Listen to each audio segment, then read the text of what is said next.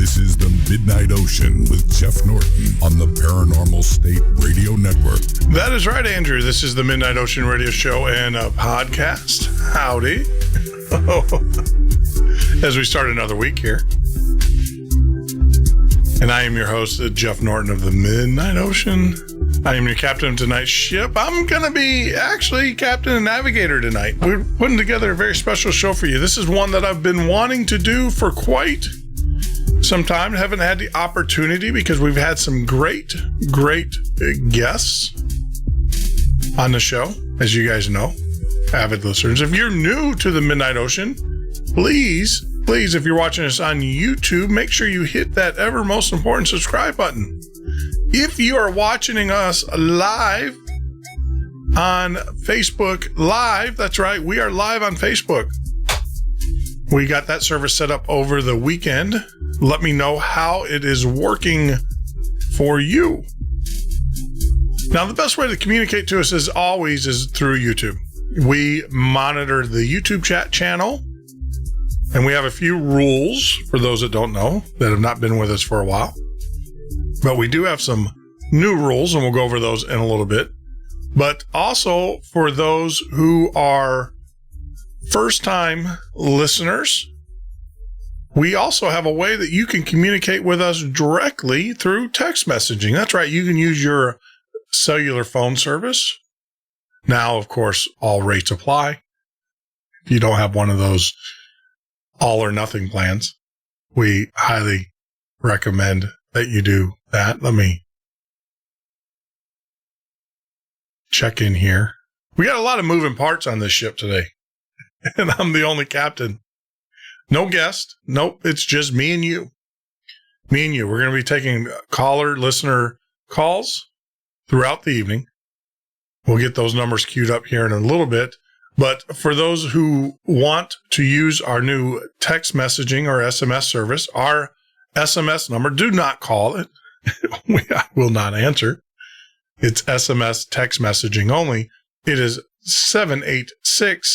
786-574-3652.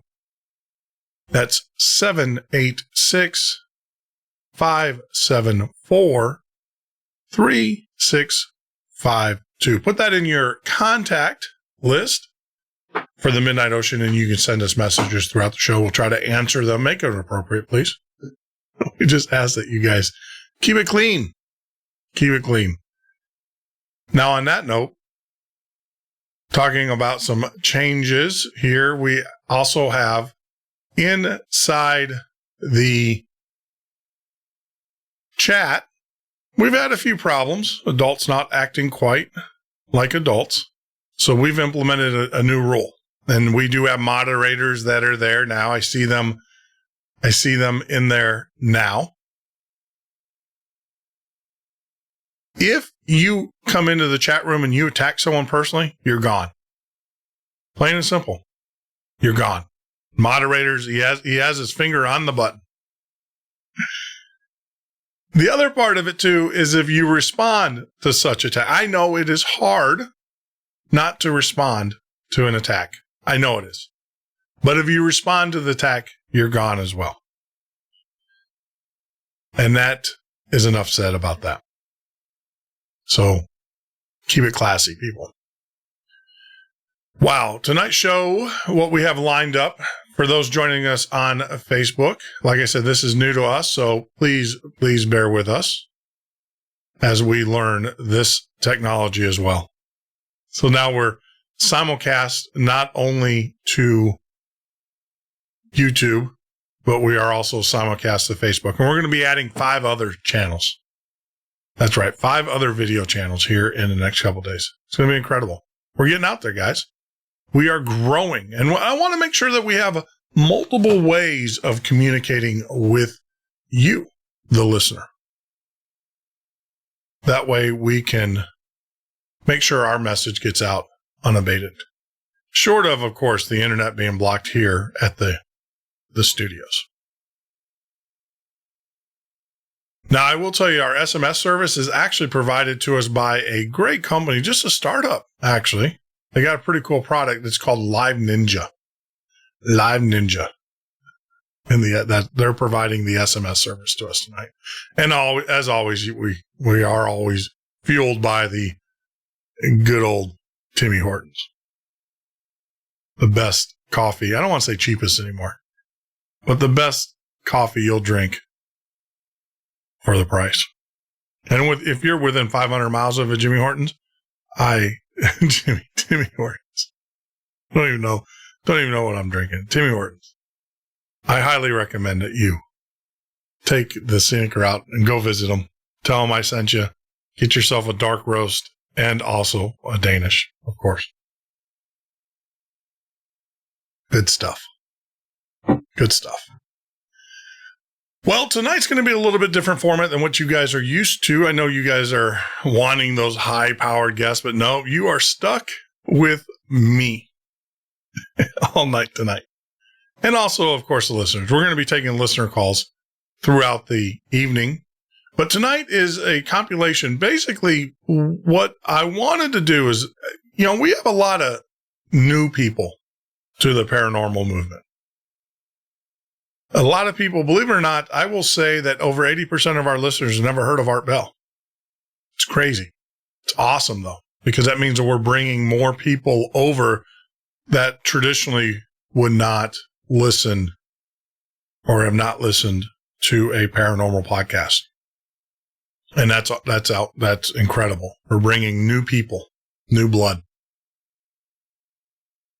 And so what I wanted to do is bring back a series of UFO 911 tapes that we have put together. And there you go. Siri. Let's see. I found something on the web about his iPhone 911 tape. Siri is obviously going to have her own mind today. Let me silence her. And that's crazy because I have her silenced. And yet she still, just lets you know Big Brother's always listening. I will tell you, I have the Amazon Prime and I watch that quite intensively to see what they're sending out. And I will tell you that Amazon Prime only sends out pings to say, hey, I'm here. And when you do the keyword Siri, I am finding out, sends out everything.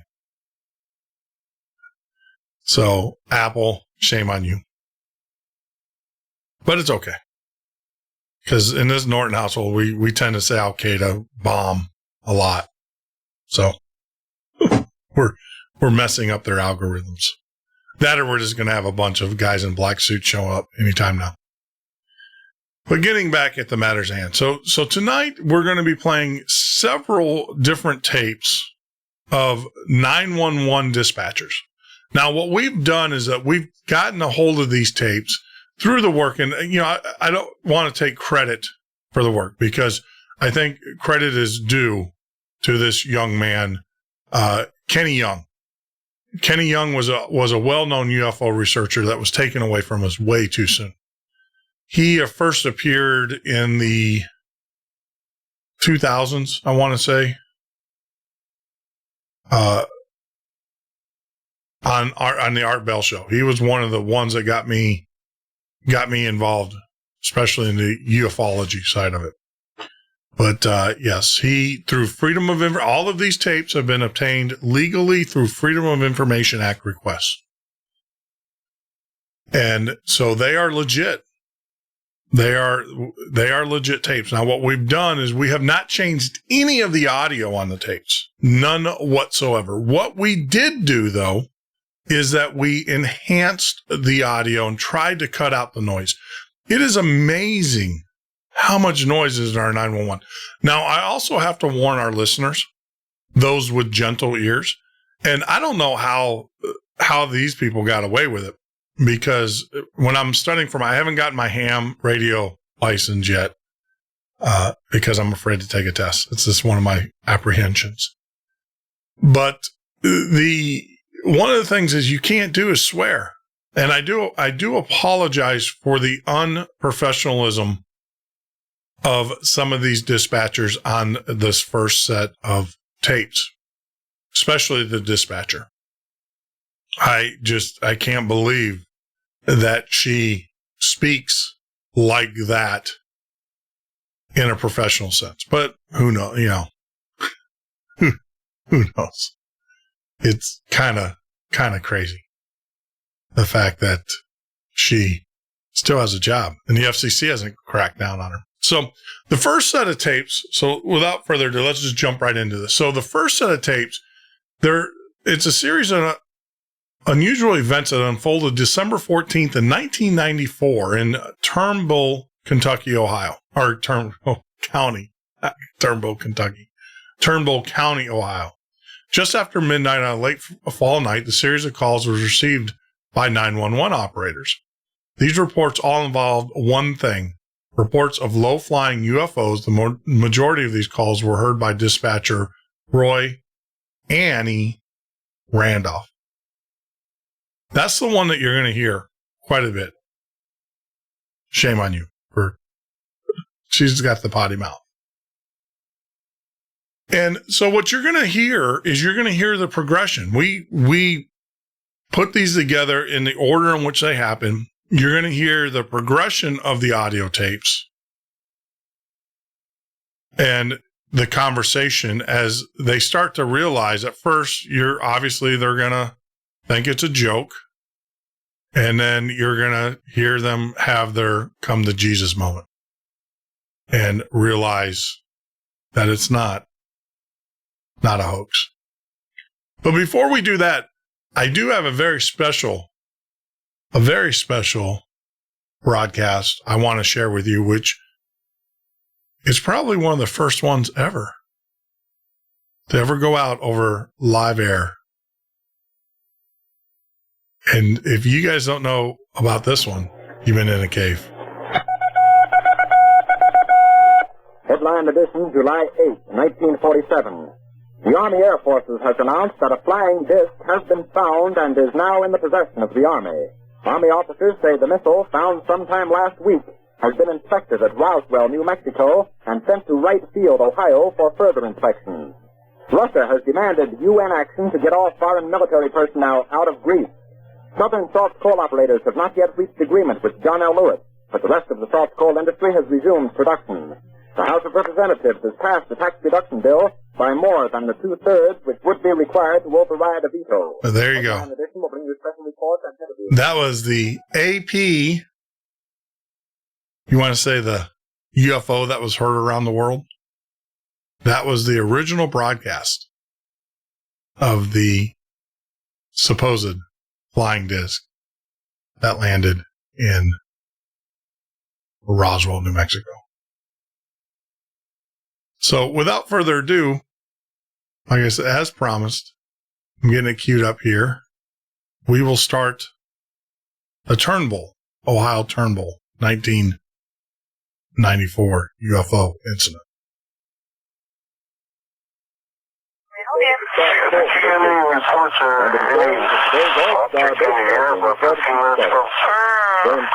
Somebody called in, but I really don't know what that would be. It was very strange.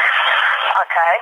Looked like a vacuum of like one of them fighter planes, like a plane coming out the back. Okay. Was it just like moving at a slow rate of speed? It wasn't slowly, it was a fast rate, but it was coming down. It was coming down? Yeah. Like straight down or at an angle? Like an angle.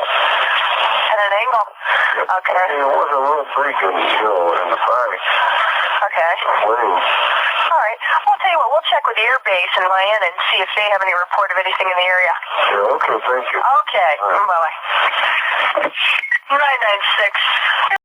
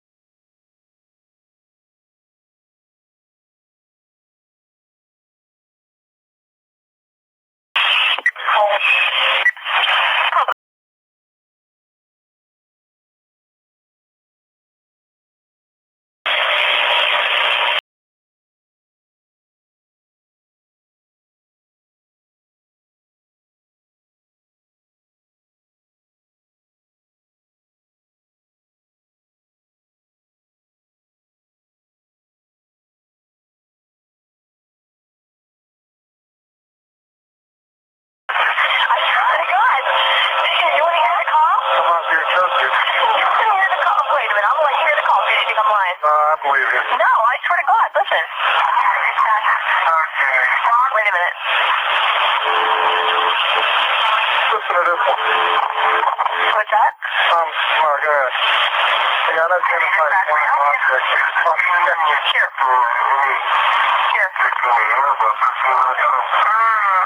Somebody called in, but I really don't know what that would be.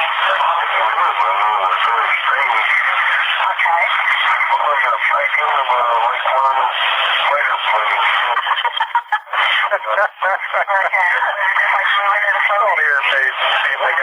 I'm stroking the hell out of this guy. Was it moving at slower at his feet and it gets directly down? I'm gonna start a freaking panic. You guys got freaking UFOs over there? Yeah, ask them if they got any box in town. Huh? Ask them. So I'm going to pause it right there and kind of talk to you. It's very important that you kind of understand. I mean, this falls in line with human nature, right?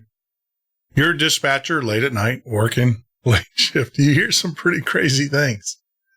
When I worked in the hospital, they always said full moon nights. Anybody that worked in the hospital can tell you that. You'd see some pretty crazy stuff. And I think it's kind of important to hear this because, of course, it starts out very tongue-in-cheek. Got some UFOs. They're, going to make some references to some sci-fi shows and things of this, but I can promise you it is going to, as we continue here, it's going to start turning somewhat serious in short order. If Doc is in town. Spock. Oh, you mean like Generations Star Trek thing? Smart ass. I'll tell them they're filming the sequel right here in Liberty. Okay. All right. You let me know. Oh shit, if you get abducted, who am I going to call? Rusty? Toby Company. You'll be Toby. They spin his ass so fast out of that friggin' machine. I swear to God, this is our 4th or 5th call on it. All right. All right, bye-bye.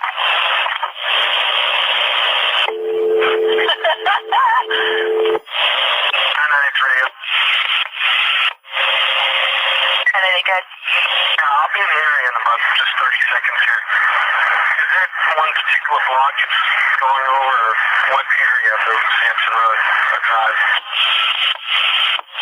Okay. To our knowledge, we've had 4 different calls, and this particular one came over Sampson.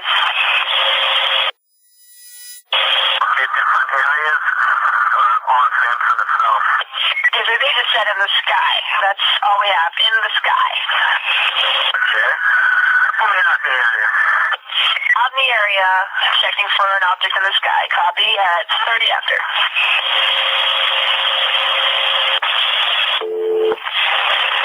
County Dispatch, can I help you? Hi, dear. This is Stacy from 33.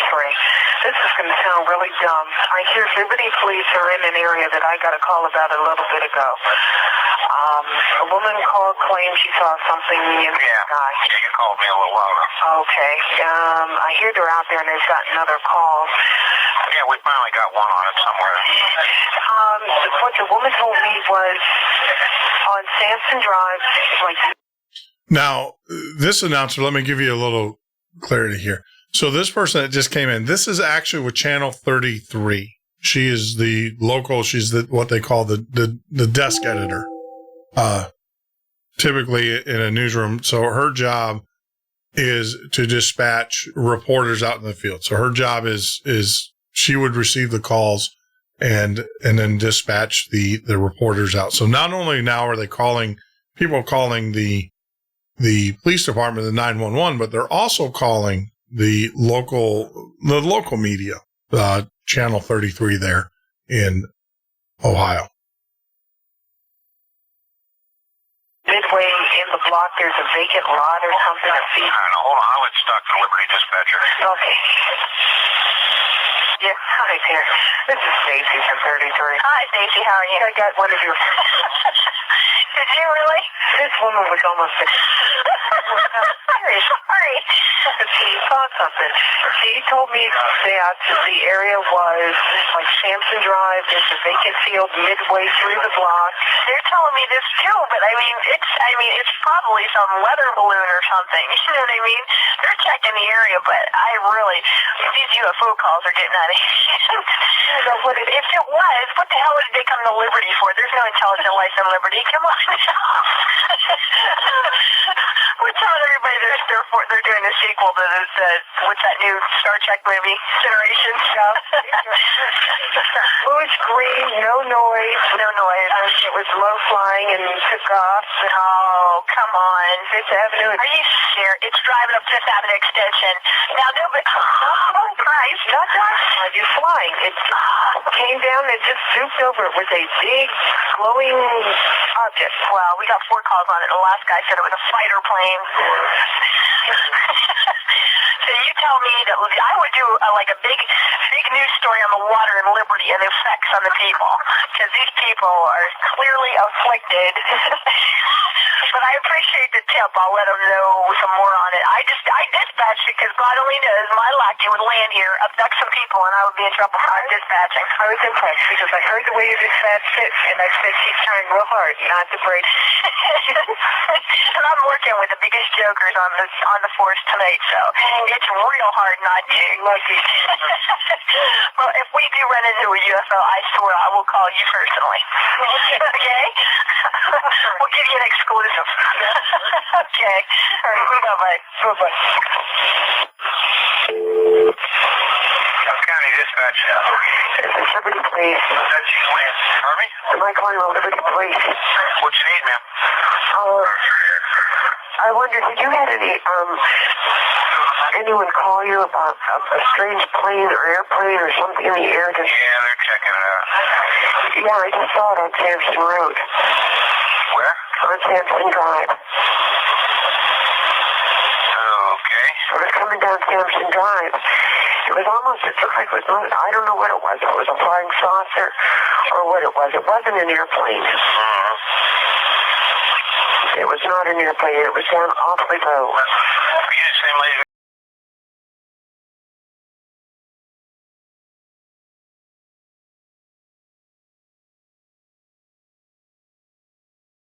Yeah. All right, thank you. What did it look like, ma'am? It was like a...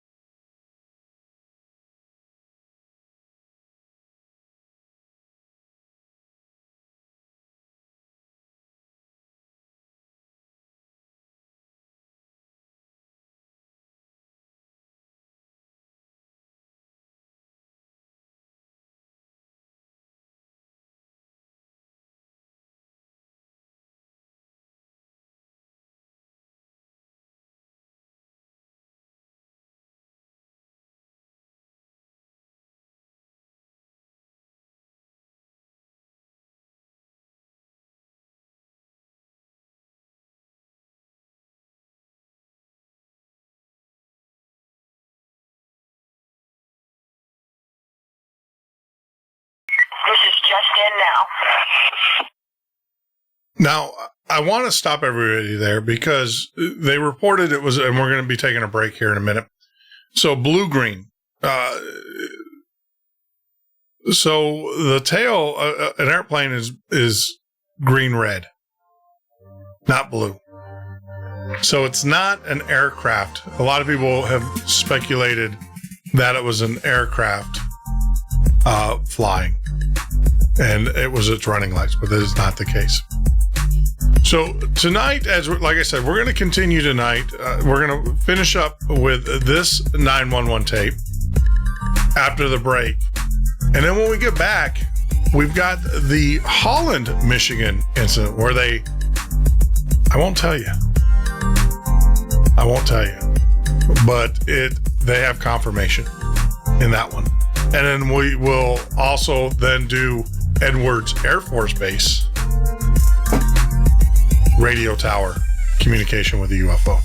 You're listening to the Midnight Ocean radio show and podcast. I am your host, Jeff Norton. This is the Midnight Ocean with Jeff Norton on the Paranormal State Radio Network.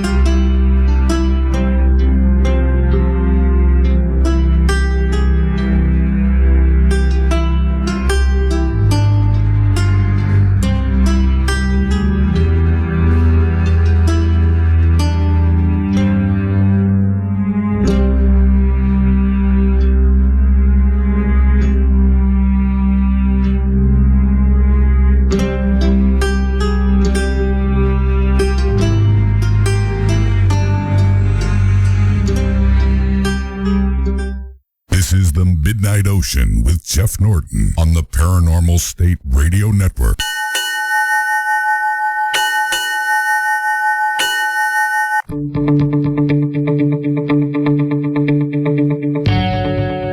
That is right, Andrew. This is the Midnight Ocean radio show and podcast. I'm your host, Jeff Norton. You can join me live here every weeknight from 10 p.m. till 2 a.m. Eastern Standard Time, or on the web at www.themidnightocean.com. If you're joining us for the very first time on YouTube, make sure you get out there and hit that most important button called subscribe. Follow us on Facebook by typing in The Midnight Ocean. Go to our page. And I will have to tell you, those people that are also that have liked us on the Midnight Ocean on Facebook now can watch us live on Facebook. We are streaming live to Facebook as well.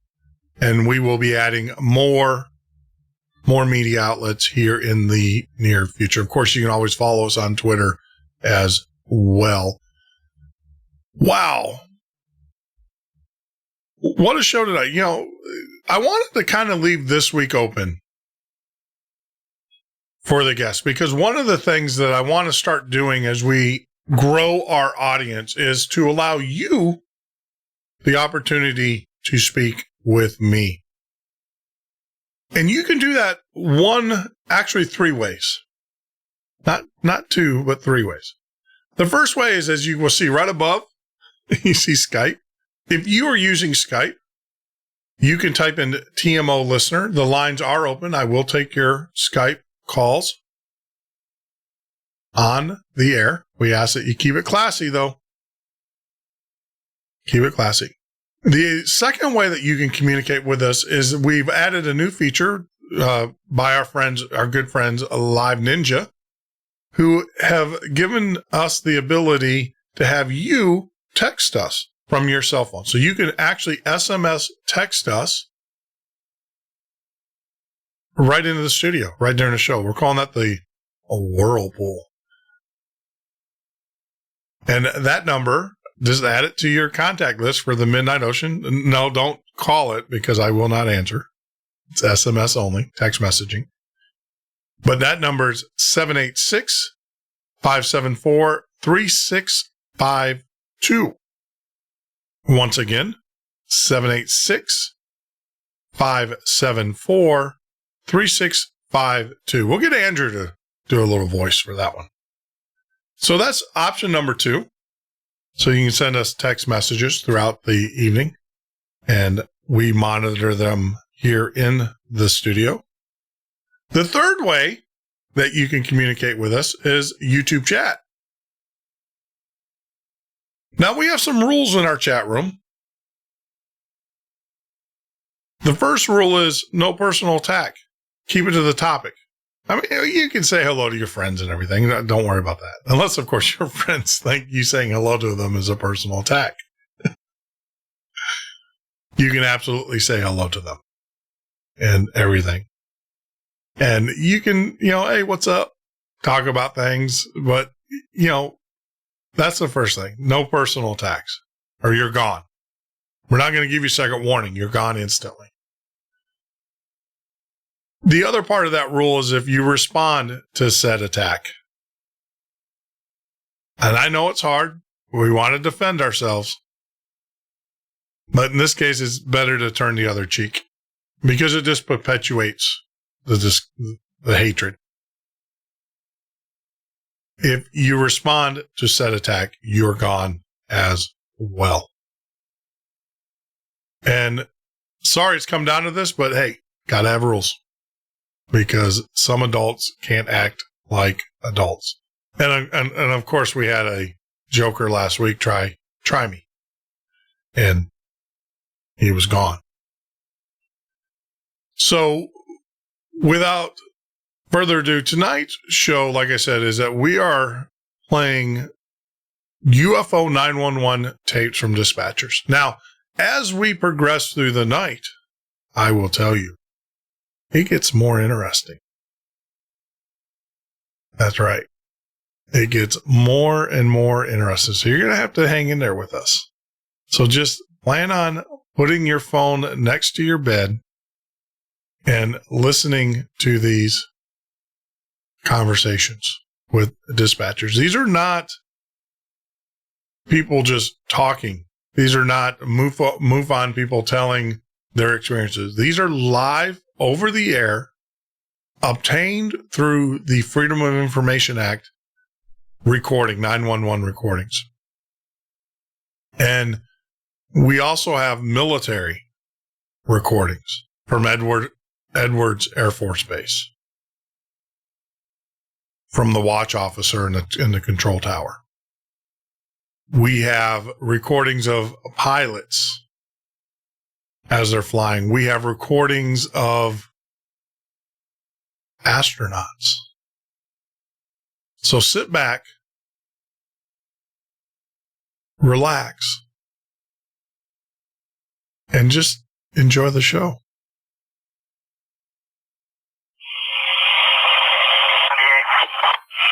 I see some lights. It's over 1 block from me. I'm going to try to get over there. I got to go down the street here. It's a large object, whatever it is. 996, are you in the area?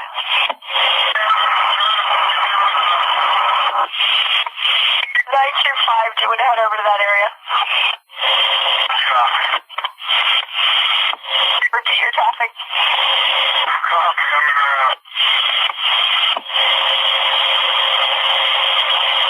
Where do you see that, though? I just got a glimpse of it. I could see, I'm on Sampson right now. I could see it heading by 5th Avenue on the other side. I could see some lights up in that area. All right. 925 and 998. Should I shoot my phaser for stun? Yeah, go ahead and shoot it.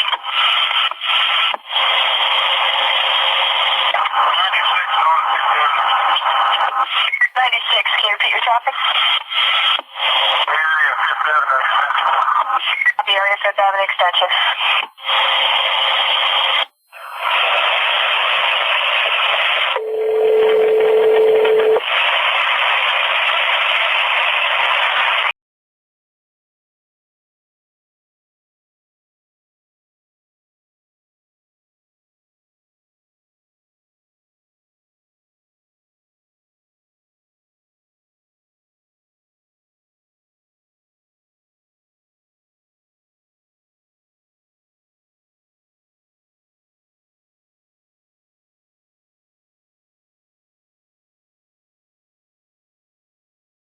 Scope at I go 60 miles diameter of Youngstown, and there is nothing out there. Oh, shit. Not even anything up high. We've got five accounts, 5 calls in on this.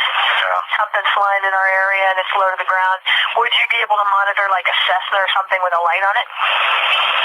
Well, if it was, you mean visibly? No, with the radar. With the radar, it depends on how high it is and where they are. You know, if it's low radar coverage, so it isn't any. Okay, now I get a text to go here and tell them something, and I don't want to say you couldn't find anything. Is there any, like, clause? Now, I want to stop there. It is very important. All right, so let me tell you how radar works. Radar is a line of sight product.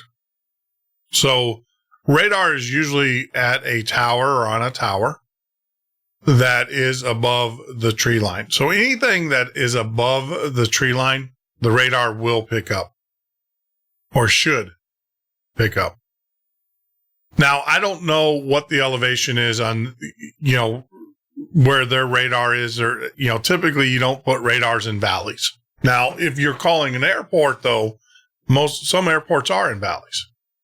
So I have to look at the terrain, and I haven't looked at the pilot maps to see. But the other thing, too, is that you have transponders. Every airplane has a transponder on it. The only aircraft that do not or are not required to have transponders are hot air balloons and what they call personal craft, which are the little gliders. Or not gliders, but the little prop. They sound like weed whackers. Those are not required to have transponder. Now, this is back in 94, so this is before drones ever happened. So if it was a Cessna flying on the deck, which in some cases it could be, you're required by law to maintain 500 feet from an obstacle, from person. Well, actually from a person or personal property. That doesn't mean that you can't fly lower than that around trees. But as they said, this thing is going down 5th Avenue. So as a pilot, you would be required by law to be 500 feet, which would definitely put you in the range of any type of radar. So obviously, you're hearing the reports of law enforcement saying that they see something. It's there. But it's not showing up on radar. Which, of course, a lot of people say, well, then it's their imagination. Well, no, because they are seeing it with their eyes. You heard the officer clearly give a description of it. But yet you have the radar saying, nope, they don't see it. Now, I've had a case, and I'm going to share with you guys briefly a personal experience of mine. I was flying a Cessna 410, which is a multi-engine Cessna, back from Detroit. We completed a meeting there at the University of Michigan, and I was flying. I was not pilot in command. I wasn't pick. But I looked out my window and saw clearly, it was a classic. We were under IFR flight rules, instrument flight rules, in the clouds, going back to Chicago over Lake Michigan. And what's really strange is the second set of audio I have is in the same general area, the Holland UFO incident. And as we were flying back in IFR, I clearly saw a craft flying next to us. Now, it wasn't flying right next to us. It was flying about 50 yards. It was flying off of our winglet. We had a fuel tank on the wing, so we call it a winglet. So it was flying off of that. So we called flight control and asked, and nope, there was nothing there. But I clearly saw it, and we actually made a maneuver. We asked for a maneuver, permission to make a maneuver, which basically means there's something there. We're getting out of its way. Now, typically what happens is that the rule of thought here was, typically when you're in an emergency situation in an airplane, you want to climb. That's what you want to do. The thing is that if we descended, we could actually go into IFR or VFR rules. So we can come out of the deck or out of the bottom of the clouds, and then we can be in a visual stance. So we actually asked to descend, which is not common. Typically most pilots will ask to go up because, like I said, you want to have as much distance between you and the ground as possible, especially because that gives you time, especially in an emergency setting. But we moved down. It wasn't a jet. And the reason being is a jet it would stall at the speeds at which we were flying. A jet couldn't fly that slow. It would stall. The other thing is that you would hear a jet engine at its distance. And clearly there was no sound with this thing. So I have experienced an incident where I don't know what it was. I don't want to say, well, it was a UFO in the sense that I didn't know what it is, but I don't want to say it's extraterrestrial. I still think it was terrestrial in nature. I think we had a visitor because there's a long history of stealth fighters shadowing airplanes. A long history. If you read Skunk Works and some of the other books that are out there, you will know that the military used to fly the stealth bombers up underneath passenger airplanes. They would actually fly them down the runways at airports to see if the radar could pick them up and fly them over. So they would, that's how they tested the system. Now that's, illegal to do. There are FAA laws that say that the military can't do that unless, of course, it's an aircraft that doesn't exist. What airplane, right? But there is. Since the San Francisco accident that happened back in the 80s, airplanes, all military airplanes flying in U.S. airspace, regardless of their mission or whatever, have to fly with their transponders on. Little ping devices, so everybody knows where they're at. But like I said, if the aircraft technically doesn't exist, then what aircraft, right? Who's going to get in trouble? So I just wanted to share that with you. So the fact that it didn't pick up any type of signature is not unusual. Think about the technology that you're dealing with here. Interdimensional beings, intergalactic beings, whatever the case may be. But I just wanted to share that little tidbit with you because I heard some people criticize this. Well, there's no radar signature. And trust me, in our next set of audios that we're going to have in the Holland, Michigan event, there's clearly radar signals. That might use it like your personal aircraft or something that might be used at night or something? Could be, could be anything. As far as any kind of helicopter traffic, anything down low, they don't have any kind of requirements to. It made no noise. Unless they're coming into the airport here. Okay, so you have no communication with helicopters. Could be something like that. Yeah, it could be a helicopter. Okay. There's helicopters particularly. Okay. All right, I'm buying this 100%. But are you, is that location anywhere near a hospital? We are close to a hospital, but the location is away from, as low as they said it was to the ground, it would be approximately 5 miles away from the hospital. We're closer to, that end of town is closer, like, out towards the Vienna line, Vienna Air Base area, and that's what I thought maybe it was related to. Yeah, we haven't had anything going on, nothing coming from that direction. Okay. Then I'm going to, guys just go out here northbound, climbed up high, and nothing's going on around here. Okay, I am going to advise you of this. You could take it and file it in your garbage can if you want to. We've got accounts of this. Hold on 1 second for me.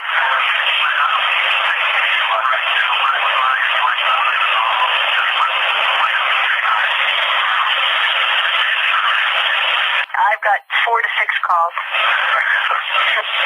Hold on 1 second.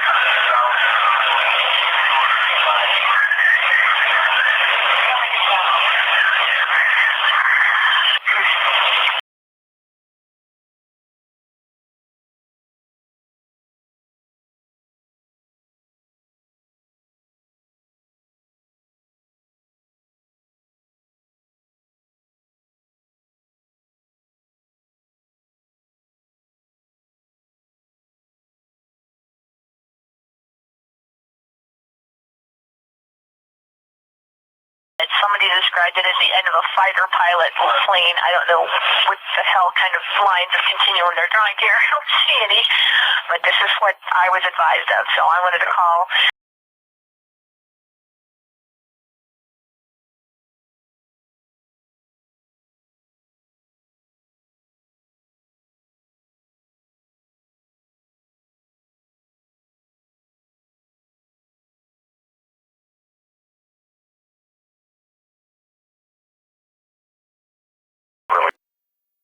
Now, that's important. I don't know if you heard what the air traffic controller just said there.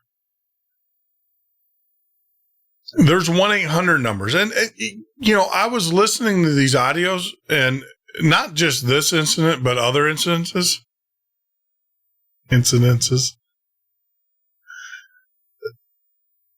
If the government doesn't believe in UFOs, if that's their official stance, why are government employees given numbers to report UFOs on?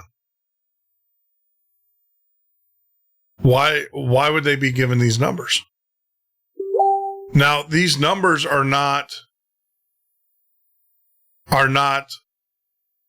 all of the, these aren't military numbers. These are to organizations like MUFON, which, if you listen to our show before, we actually had a gentleman on here who was the Texas director of MUFON, and he believes with me that the government's in cahoots with MUFON.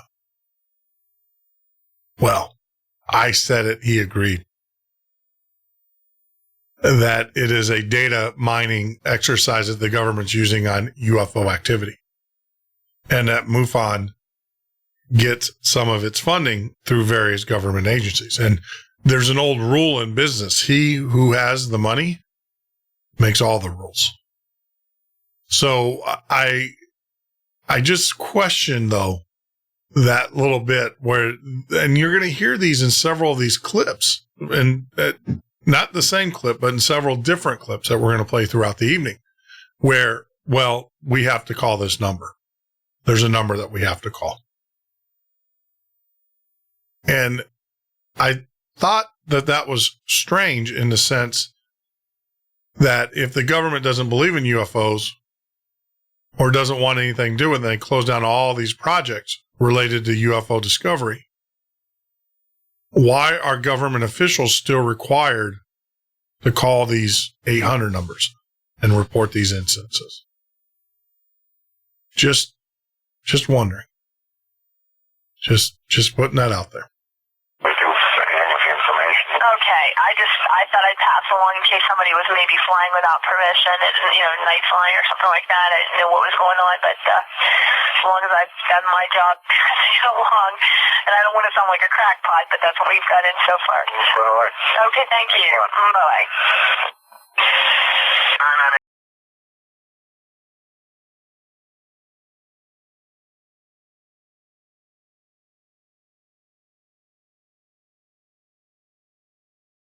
Yes, sir. Copy.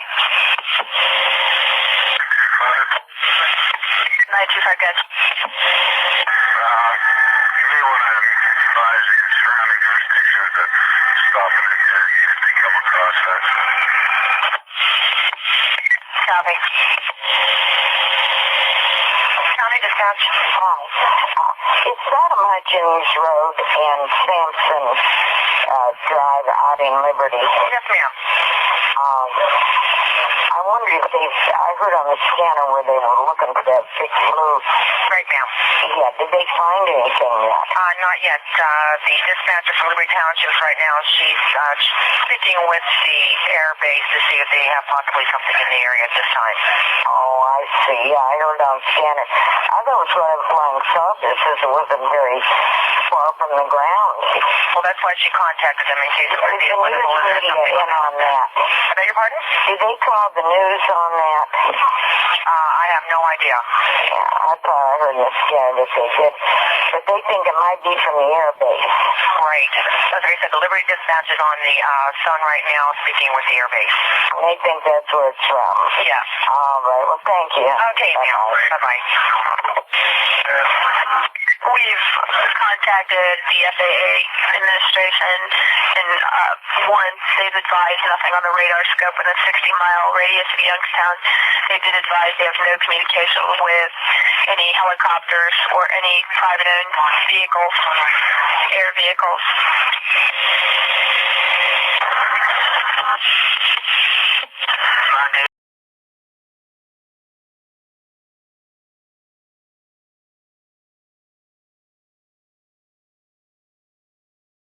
Again, he did verify they have no contact with any helicopter or private-owned vehicles that might be in the area. We are continually getting calls on this, so. What's the area?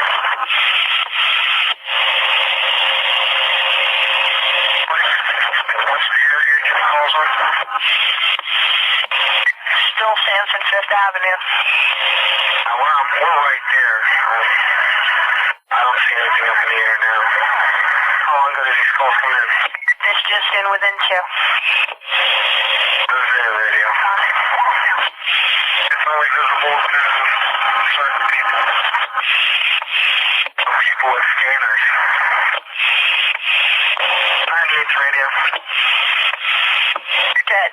If you get any more calls, try to get an address. I'd like to speak to the people making the call, please.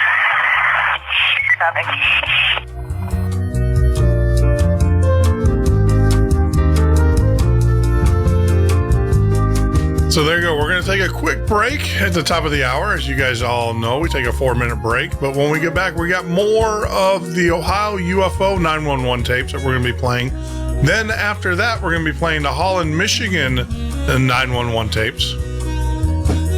And then we'll wrap the night up with the Edwards Air Force Base. And we also have some different tapes intermixed that we're going to be playing. Some pilots, astronauts, and things like that. But you're listening to the Midnight Ocean Radio Show. Join us here every weeknight from 10 p.m. till 2 a.m. Eastern Standard Time. Be back in a few. This is the Midnight Ocean with Jeff Norton on the Paranormal State Radio Network.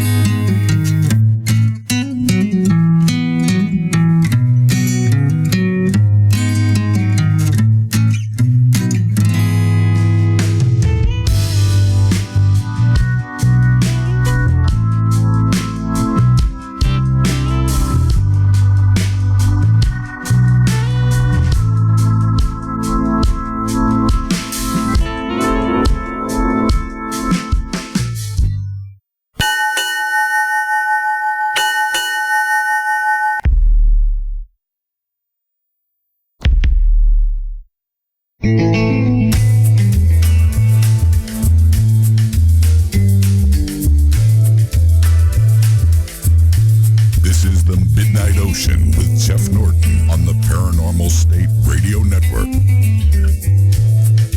That is right, Andrew. This is the Midnight Ocean Radio Show and podcast.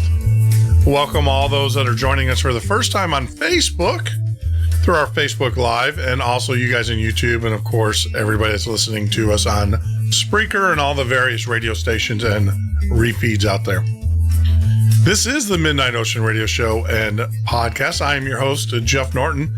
Now, I'll tell you, this is something unique for us tonight. Something that I've been wanting to do for a while. For those that are new here, yes, normally we do have guests, and we will have guests throughout the week, but this week is kind of kicking off our ufology week here at the Midnight Ocean. So this week will all revolve around alien abduction, ufology, UFOs, sightings, all of those things. And we do have a slew of great guests lined up, not telling you who they are in advance. They're special guests. Some people that you guys know and you have heard of. So tell your friends, check us out, come back during the week and listen to our show.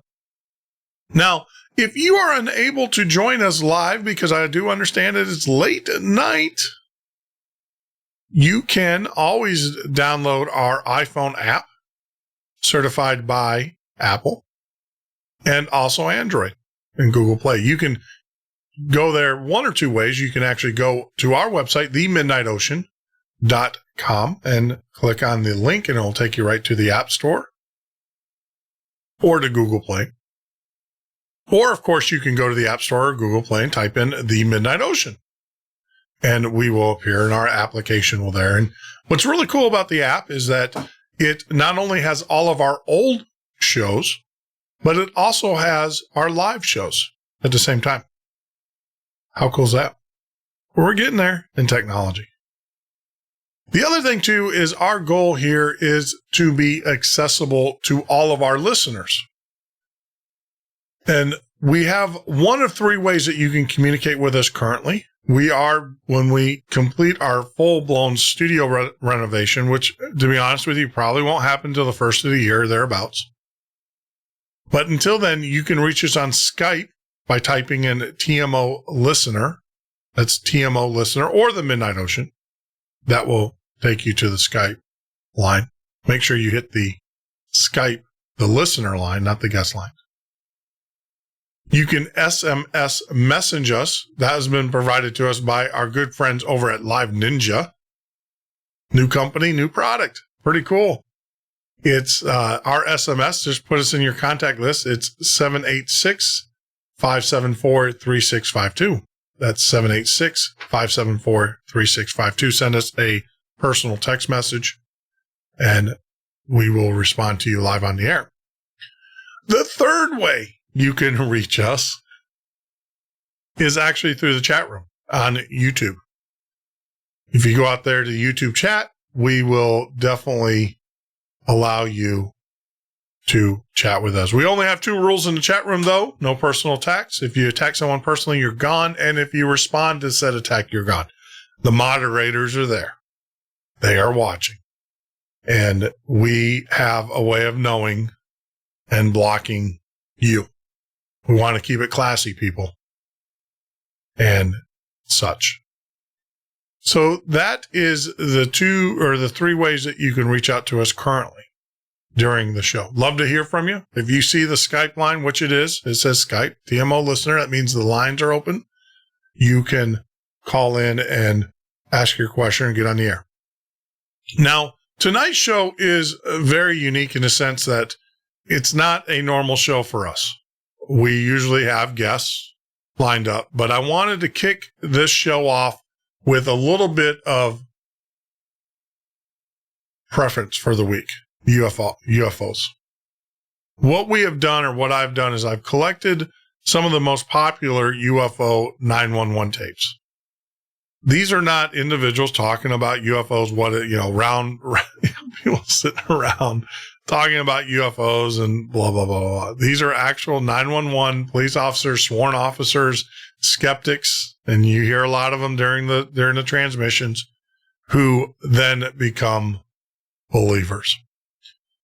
So we've got a lot to plow through tonight before Assange releases the Hillary documents at 3 a.m. So without further ado, because I definitely want to listen to that one, but without further ado, let's get back to the Ohio UFO. Now, to give you guys some background on this one, this is a tape that was actually recorded in Trumbull County, Ohio in 1994. We have a lot of listeners from Ohio, so you guys probably know where that's at. Just after midnight and late fall night, the series of calls was received by 911 operators. This report all involved one thing, report of a low-flying UFO.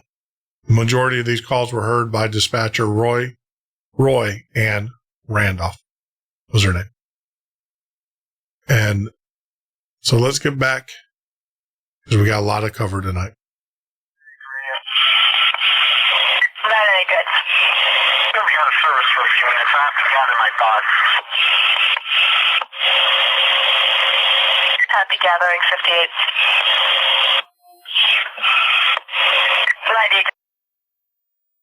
I did want to interject. That's actually a good way. I had to gather my thoughts. Here's a law officer. He obviously saw something. I had to gather my thoughts. And then, of course, dispatcher, because there's no 10 code for that. 1019, there's no code for gathering your thoughts. So the dispatcher had to respond, because what happens typically is like aircraft. When a pilot says something, you have to acknowledge that. So of course, you heard the dispatcher say gathering thoughts. But that's kind of unique. The fact that you have a sworn officer saying, look, I got to take a break here. I got to gather my thoughts. I've always said it's not what they say, it's what they don't say that you need to listen for. Yeah, I'm okay now. I'll be back in service. 59. I'll also be in service. Vegas, Arkansas, Memphis, Can you time to your accident? 2320.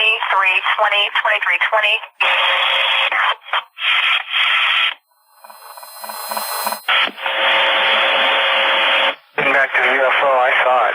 Did you really? But if it was red, I don't know. People saying it's blue. Right? I pull up to this. Tony just saw it too. Down, he goes, hey, this thing's hovering right over Sodom Hutchins. It just came over my house, right? I said, are you serious? He goes, yeah, right? Then you tell me you got a report of it on 5th Avenue Extension, right? Yeah. I'm right by Patty Messenger's house, and I looked towards 5th Avenue Extension. You could see a red glow up in the sky. It was huge. It was like huge. See, but they're telling me blue-green, because the media called this woman was crying hysterically. She's like, oh my God! And she's screaming, and they're like, oh God, and they call me. And I'm laughing it off, because I can't, I'm not going to cause a panic. We don't. On dope or something. I see this red. No, because Toby, I swear.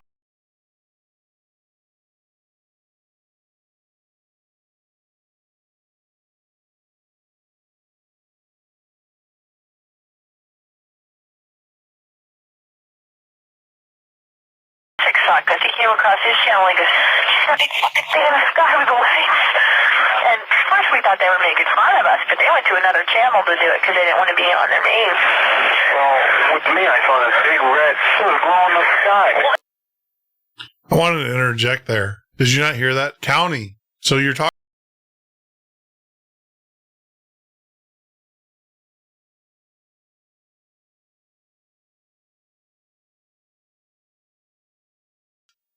How do you say, obtainable through Freedom of Information? They can, because all of these conversations, people have police scanners. We all have them, right? But when they want to have a private conversation off the scanner, they will go to a different channel.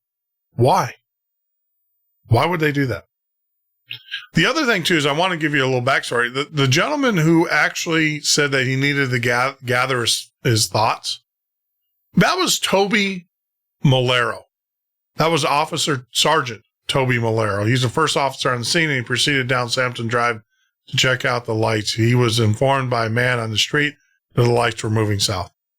Now I understand why Sergeant Malero needed to gather his thoughts. As Malero continued southward on Sampson Drive, suddenly his cruiser went dead. As he attempted to restart his vehicle, it was engulfed by bright light from above. I didn't know that. I was doing some research and pulled that up. Startled and frightened, he exited his vehicle and stood outside looking up at the giant object, circular in shape and intensely bright in the center section.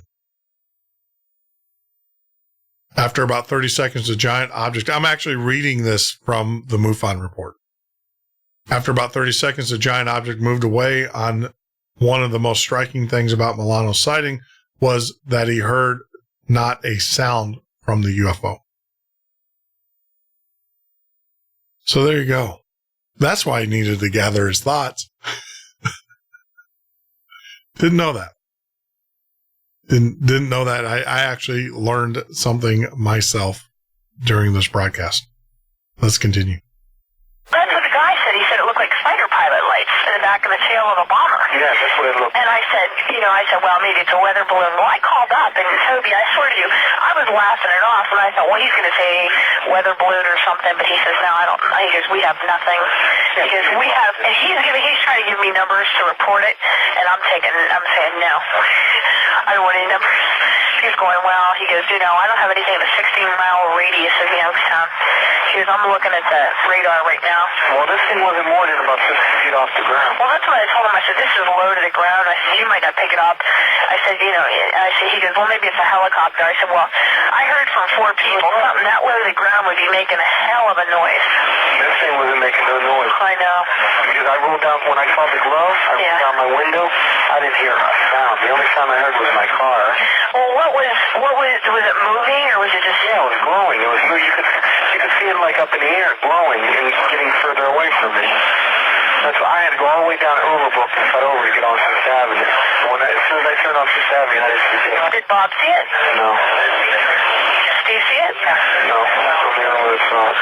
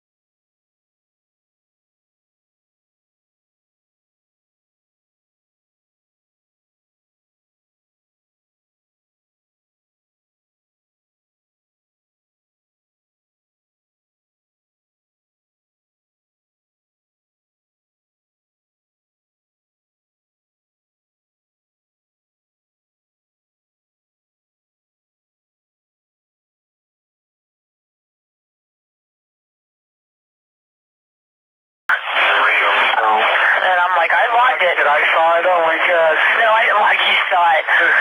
But you know what? Don't be pulling that tape. We're all going to get our asses shoved. U.S. federal government will come on here and go, okay, we're going, oh, little green men, Santa Claus, flying Christmas tree, all this shit on the channel. We're all going to get our asses in a grinder. Maybe I want So, I don't know. If it was a UFO, it's logged, But, I mean, you saw it. If you saw it. Well, what did you think it was? What did you really think it was? I don't know. I didn't hear me. I came across it. So whatever it is, it's big. But you know what? I know you play. You know what I mean? I know you joke around. That's what I said. I wasn't joking. I was not joking. For a minute, it didn't sound like you were. I mean, you were laughing, and then all of a sudden you weren't laughing. And I thought, well, maybe he's trying to make me think there's really this UFO there. And I was like, oh no, I wasn't joking. I saw the light. I saw a large red light up. Hold on 1 second. Howling guy, you think somebody UFO expert? He wants to talk to me. You want me to let you go? Yeah, all right. I'll talk to you. Okay, sweetheart. Take care. Bye-bye. County Dispatch, may I help you? Yeah, this is Alan 433. Hey, 433. How you doing? Yeah, pretty good. Liberty was spotting earlier. Oh, cut it out. No, I'm serious. We've been watching it for about 10 minutes now. Your ass. No, I'm serious. Man. Go straight out your door. Hold on. I'm on Henhide. Where's it at? I'm on Henhide, okay? Come get me. I want to go see this. Is it outside? Can I, see it from here? Oh, you'll see it. I can't Plug believe into it. me. All right, I'm going to go out and look at it now. All right, if you're up high enough, it's straight east of you. It's east of me? Straight east of you. Look straight up. Which way do I go when I... Okay, I'm up. You know where King drives across from the hospital? So plug in for me. I'm going to go out. Liberty. Get Howland Liberty. I'm going to run out. Just be on the phone. Okay. Okay, I'm coming back. I'll tell you if I see it. Okay. Okay.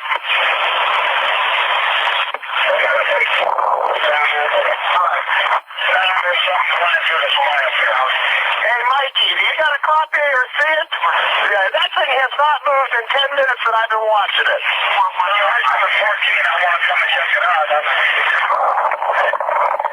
Come up on Henhide and start south off of King's Grave if you're on Henhide. Come on down, you'll see me parked. I've been watching this thing through my binoculars. I can't quite make it out. It changes colors from white to red to green. You know, those are colors of planes, but the sucker has not moved. It hasn't gone any direction since I've been watching it. It's a good 10 minutes. Yeah, it's an alien, all right. Prove it. Hello. She went outside. She was back in a minute. Okay. I couldn't believe it. I was just sitting by my house, and I looked over, you know, laughingly thinking, because we had one 2 weeks ago. And I looked over, and I said, oh, here's a plane coming in to land, you know, because I'm used to seeing those. This thing has not moved in 10 minutes. And it's too bright and too low, and it changes colors to be a star. It's an alien that came down to steal all our Christmas presents. Yeah, I wish. Hang on a It's second. Santa Claus. Go ahead, 429. Where you at? So you see my car down on Henhide, about half to a quarter of a mile, somewhere in there, down from King's Grave.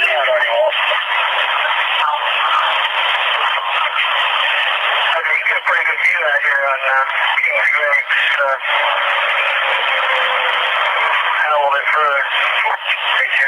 Okay, you see it? I mean, I got a perfect view where I'm at. I just can't quite make it out through my binoculars.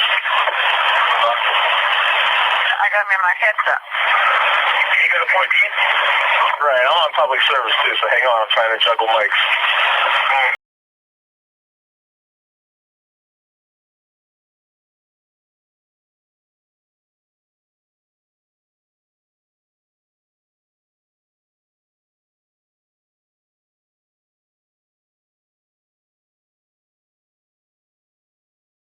It took you to come from over on the west side. That bugger has not moved. Yeah, well, I'm like, I'm going over 11 right now, and it looks like I'm starting to maybe.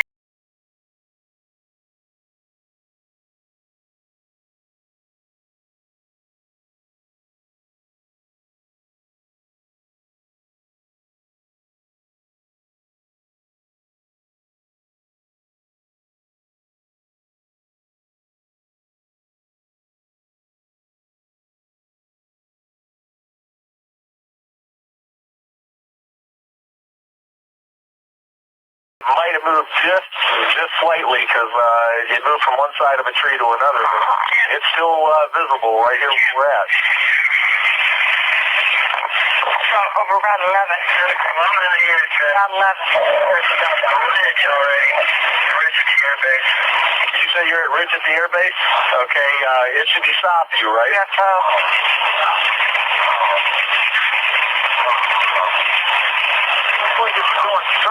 Look like it's doing circles, yeah. But, this is moving. What area is it in? Huh? What area? Hang on one second. Davey. So what area do you think it's in now?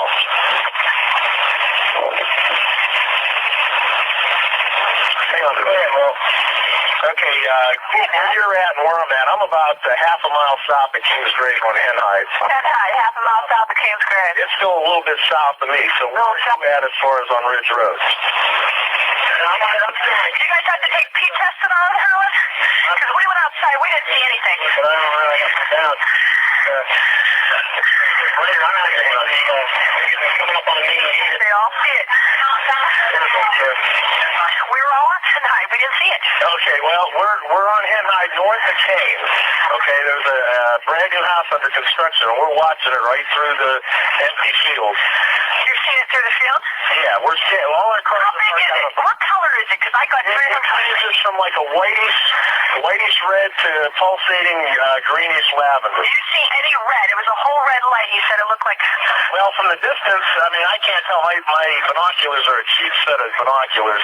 I thought I saw some red. Let me check with Dave from his angle. Do you see red and green on it? Hey, Dave, from your angle, I'll call the airport. pulsating red and green? I'm telling you, we went outside. We didn't see anything. Yeah, let's... I'm calling the air base again. Okay. Hold on. Stay on the line. I'd gladly come down, pick you up in the car, and bring you I want to see it. Come get me. All right. Come get me. All right. I'll be outside. Okay. All right. I need a break. He's going to take me to see it. I don't believe this. Where's the number I had before? Here it is.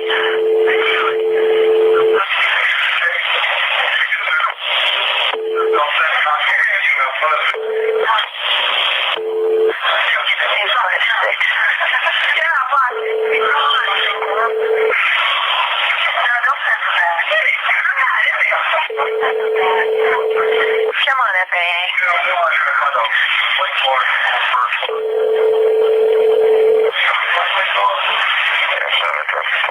Yes, sir. This is Rain again from the center here and then the 911 center. I called you about Liberty Township. The darn thing is in Howland Township now, and it's hovering over a site. Did you show anything at all on your radar screen in the Warren area? In Howland Township. Howland Township. That's hovering where? Hovering over a hen hide in Howland Township, about 5 minutes here from the center.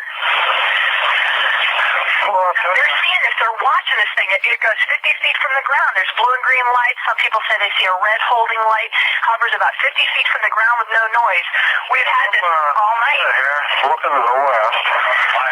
Yeah, I don't see anything. I'm 70 feet in the air. I'm going about to look for this right now. My unit's coming out there. Tell me when he's out here. Okay, let me get a pair of binoculars. Let me go. Can you check that? Let me give you a number to contact, 675-2549. Okay. All right? All right. All right. I'm going to look at it now myself. All right. Bye-bye. Talking about the thing that looked like a UFO or whatever. Who was it? That was a joke. That was a joke. No, we've had. We know. That's what it was. We got eight calls earlier. Yeah, Liberty was telling us about it. And we got calls last night on it too. Pete told, I said something to Pete. I said, yeah, it's probably altered. How's the UFO going to be detected on radar when it's a self? I could only hear bits and pieces. Yeah, that's what we were saying. But yeah, we got like 8 calls on it earlier. So I told Pete, I said, think about it. For 40 years you heard about UFOs and they never had one on radar. They got to be self. Yep, exactly. I said, they'll never get them on radar. Yeah, who knows? Actually, Royanne called out to the airport to see if they were picking anything up, around the area, and they said they hadn't seen anything. But we got, if you get one call or something like that, you don't think anything of it. We got like 8 different calls from different people on it. So that's hard to say. The winter months, you see a lot more shooting stars because the sky's clear or something. Right.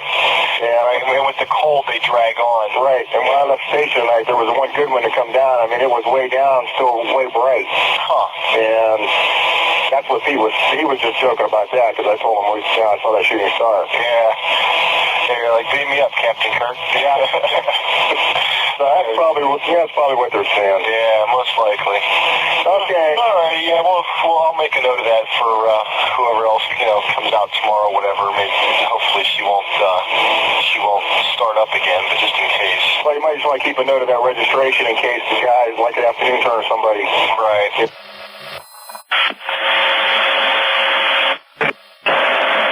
County dispatch. Yeah, is that a UFO they're looking for? Huh? Is that a UFO they're looking for? Who's this? The girl down at the jail. Oh, yeah. Yeah, seriously. We got like 8 calls on it earlier. You gotta be shit. No, it's fine. Hey, Leslie, would you believe Leslie if she said yes? No. Isn't that a UFO that we got like 8 calls on earlier today and they're looking at it again? Leslie said yes. It is. Be shit. No, we got calls earlier tonight on it.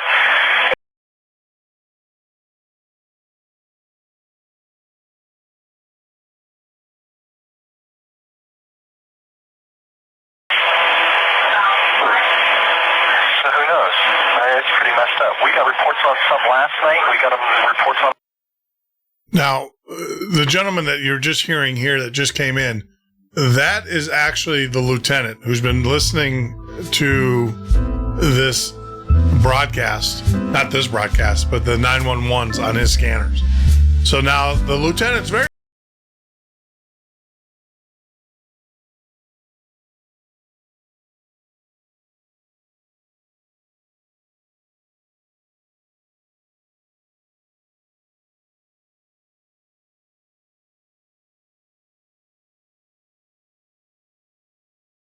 When we get back from this break, we'll take a 4-minute break. When we get back, we're going to continue, and you're going to actually hear Lieutenant James Baker.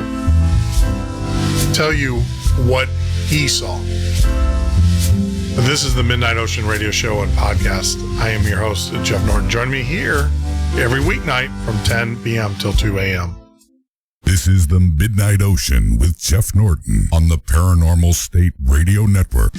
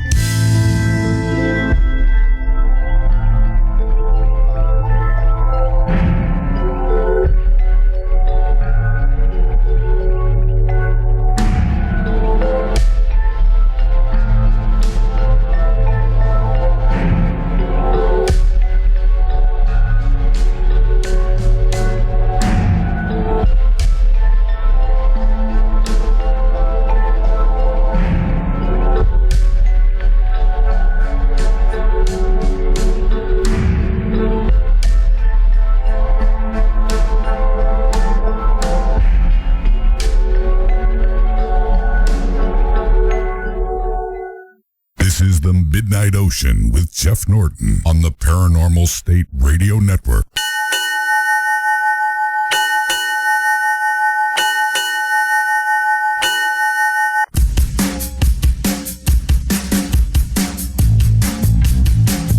That is right, Andrew. This is the Midnight Ocean Radio Show and a podcast. I'm your host, Jeff Norton. I hope you guys are all enjoying tonight's show. I am. I really am. We hear a lot of people get on here and give speculation and all this stuff about UFOs. Well, we have the 911 tapes. You can hear it live. You can hear it unedited.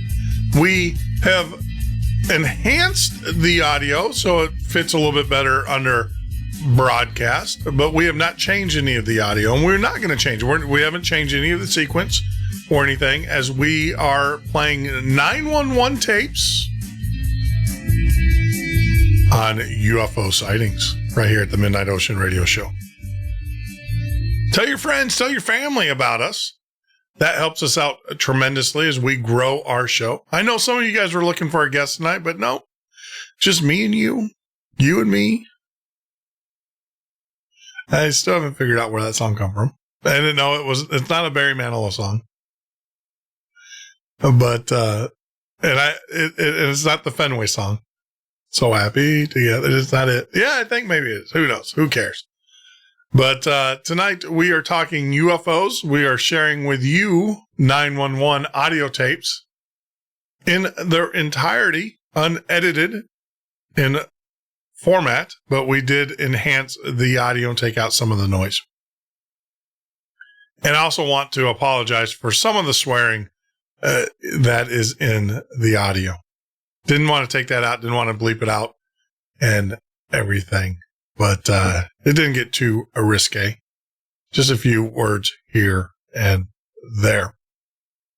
If you're joining us for the very first time on YouTube, thank you.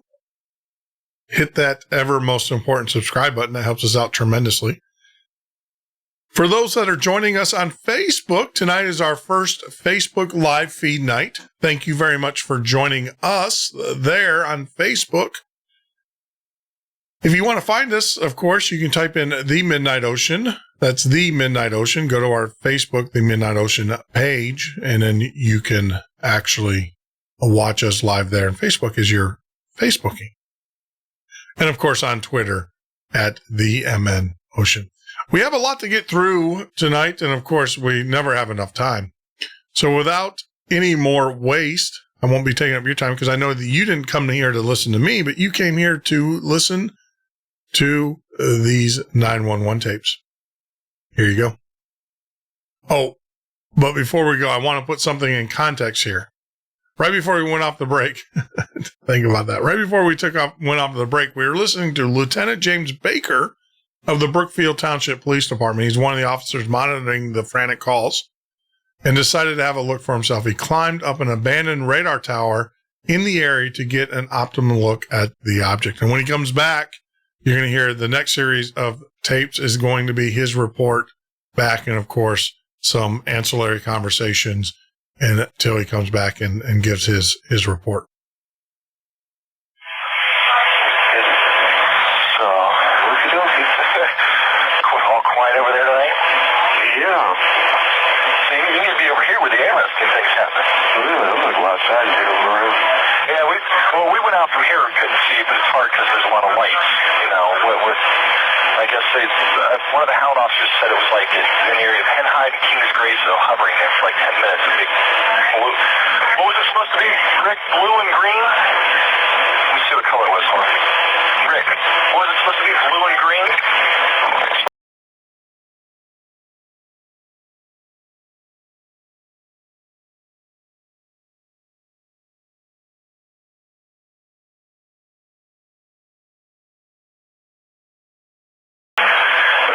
It's an area of Henhide and Kings Grace. It doesn't have to be showing up on their radar.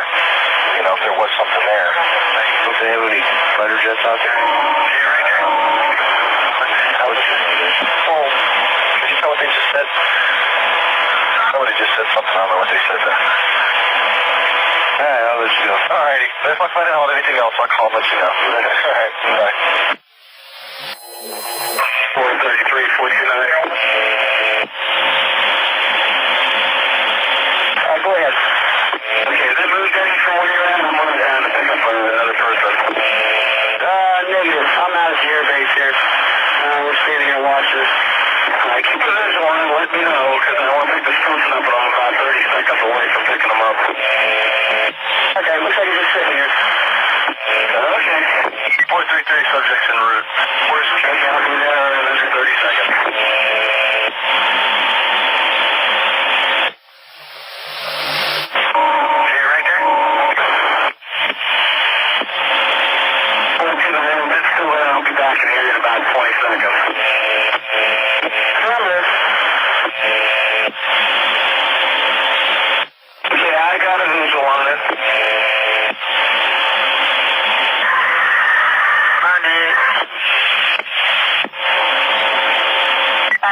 coming out this way. Old 82, run east on Old 82, because I got a visual on it down here by the S-curve. Okay.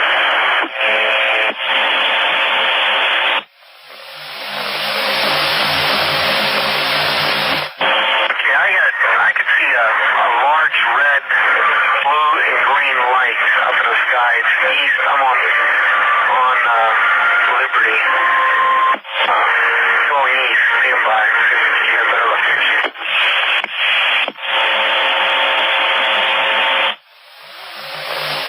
Palm Ravine seems like it's going so fast, there's no way I can keep up with it. 998 the radio. That's what?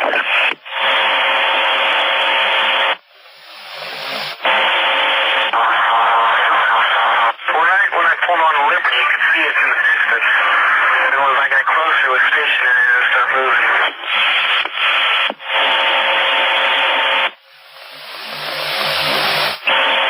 Which Liberty? Liberty off of Belmont. I don't see it now. I'm down on Logan now. I'm going that direction.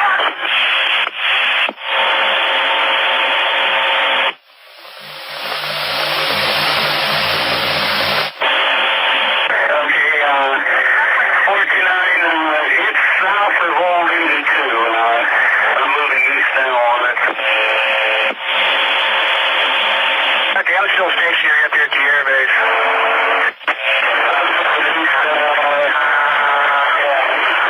I don't see anything else as far as movement other than pulsating.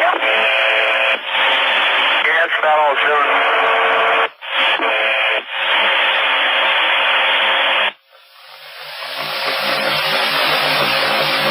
I don't see it.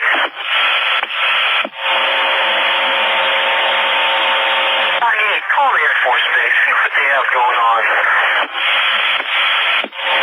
Okay, 429, I'm coming up to Belmont. It's just still south of me. I'd say it's southeast.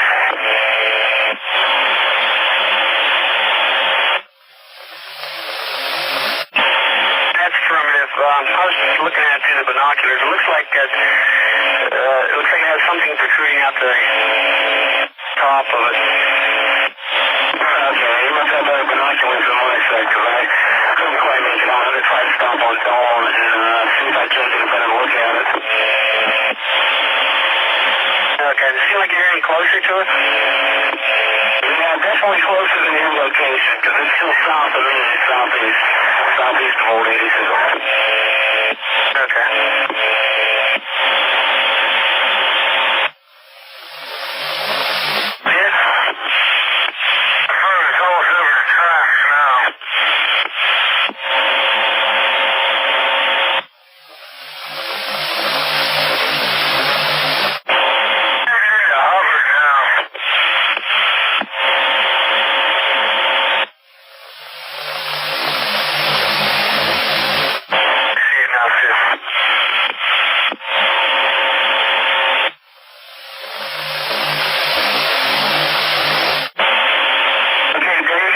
It's flickering more now, and it looks like it's running a little east of me now. I'm heading east on Old 82 from the center. Okay, I got a pretty good view of it here. Something flickering is maybe a couple trees or clouds from my location, but I'm running dead east on it. Yeah, well, it's just slightly north of us. Okay, I heard Liberty had some traffic too in regards to that.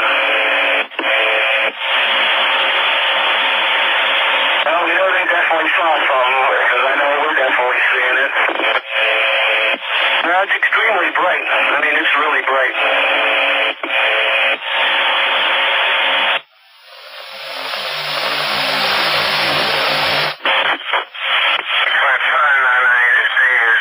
Going pretty good. It's all the way into Liberty now. We're into Hubbard now, almost into the center. I saw it real briefly.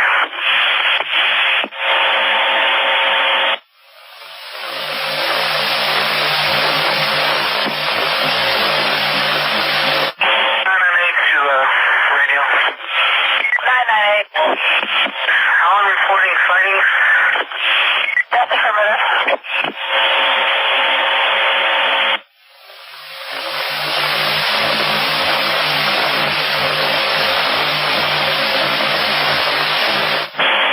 Hey, Walter, chase it back north. I want to see this thing.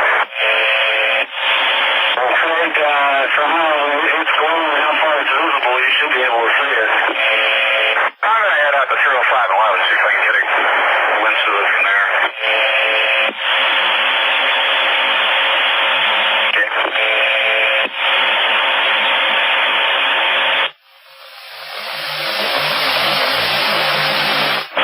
2223 to control. 2223, good. Okay, I got a visual on both of them. I'm sure you know what I'm talking about. 10-4, we have multiple departments right now that have sightings on it.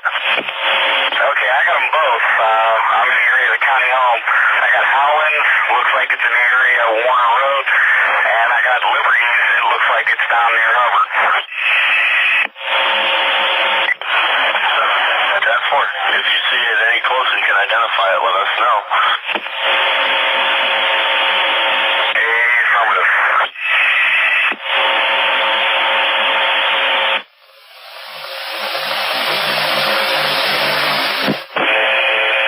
Go ahead. Now past 94 lumber, still eastbound. It's still just southeast of my location. Okay, it doesn't seem like it moved at all from where I'm at here. Okay, you out there by yourself, or you got someone out there that's documenting the observation also? Yeah, I'm at the air base. I had the security guard out here. He doesn't know what to make of it either. Do you want me to get a visual on it? Oh yeah, we can see it from right here.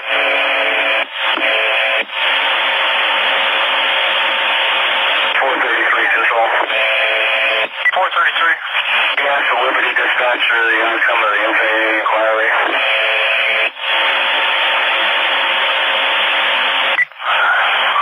Last check at radar at the airport. They're advising they have nothing on their screens. Okay.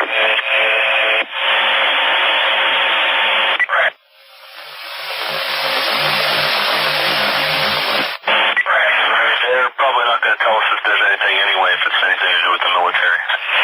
No doubt. Another Hangar 7 happened here in Trumbull County. It's in Brookfield now.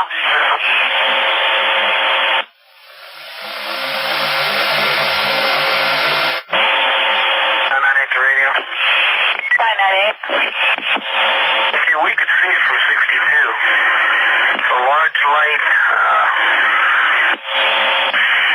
I don't know if it's changing color. I can see red in it. It just seems to be hovering right now.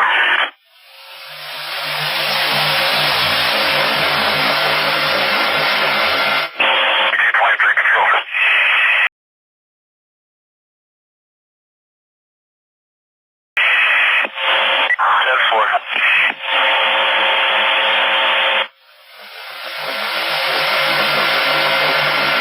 433.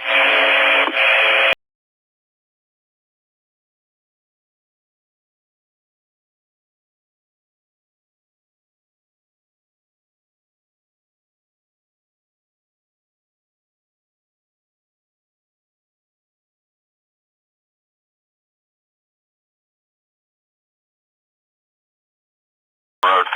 Got a unit at the old county home on Route 7 in Brookfield. Has a visual on it at this time.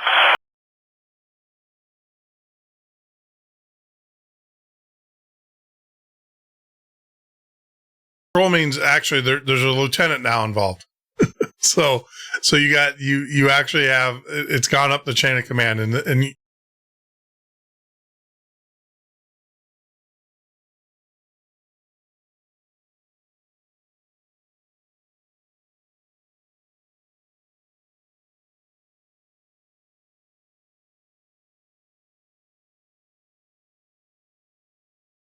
And it's very important that you listen here to the next series of transmissions, because he is going to give a witness testimony of what he saw over the air, unirrefutable. You can't deny it, and it is live. That's the other thing too. This is not after the fact. This is live, raw audio, and it's very important that you hear this and you hear his descriptions coming on, and he will give descriptions of exactly what he sees.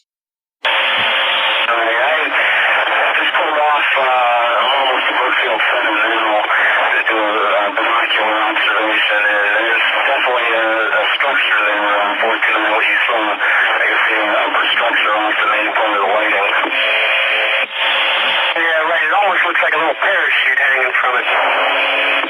Right, yeah, something with a different color lighting to it. Yeah, right.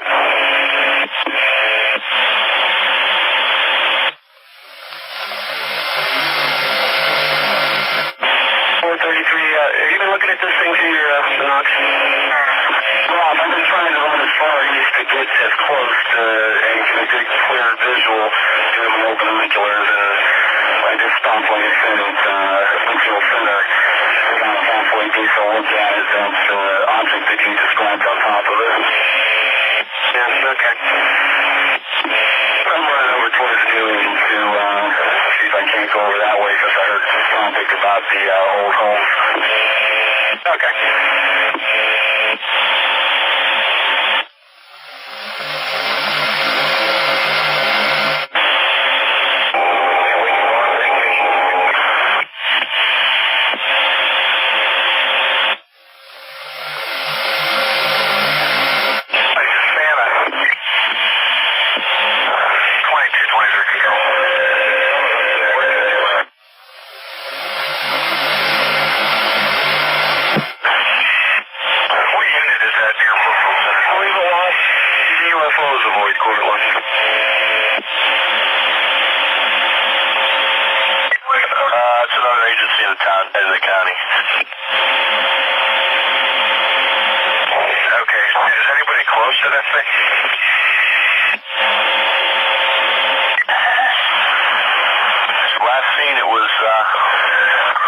Southeast from 84 Lumber in that area.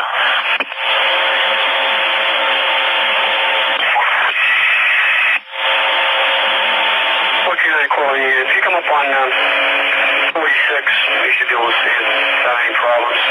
All right, pick it up on North River Road. I had 305 and 11 sitting on the overpass. I don't see anything.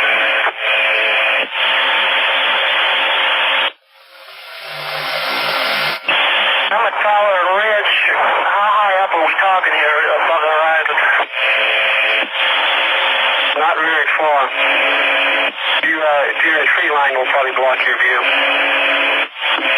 Okay. Hey, will I be able to see it from 11 if I go south on 11? Yeah, you should be able to. We're in Area 82 or Ted Raves or where?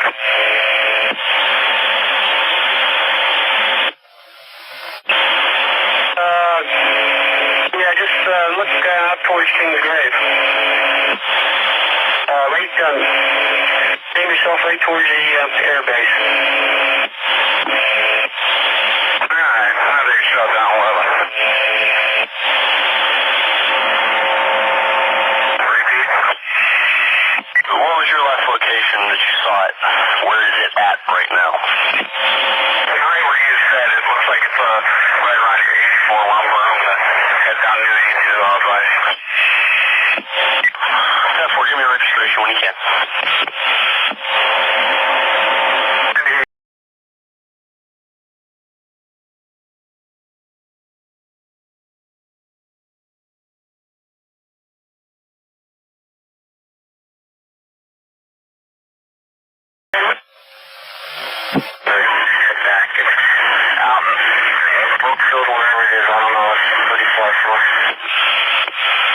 That's why I put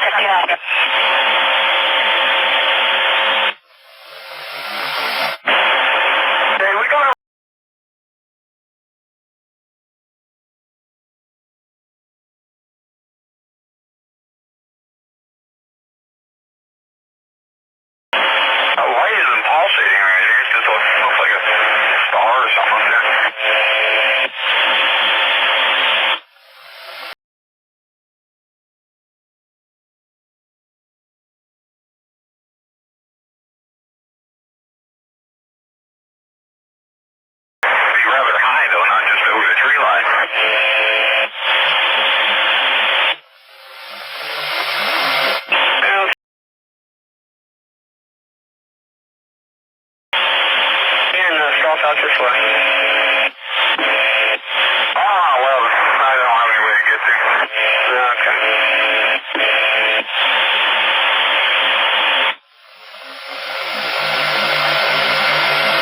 You heard from Wally, or did he get beamed up?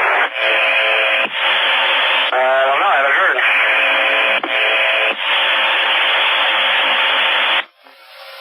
You had any visual on that at all from your Danny's point? I went down to 82 to cross over north of 82 on 11, and the only thing I see is a white star out there. Dan and I were talking about it. Looks like either Jupiter or Ceres is the star. One of the two. Nothing moving, nothing pulsating. Okay. Might try getting a little more rest during the day.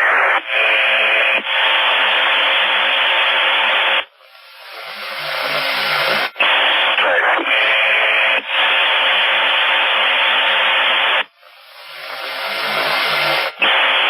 And after the decade is midnight, they're probably going to retro me over to another shift. I was going to say, there goes a claim for shift rotation for administration. That's for sure. Unless I'm looking at the wrong thing, Walt, I didn't see anything except the white light is kind of southeast of the airport. Okay. Keep driving, Walt. You'll find something.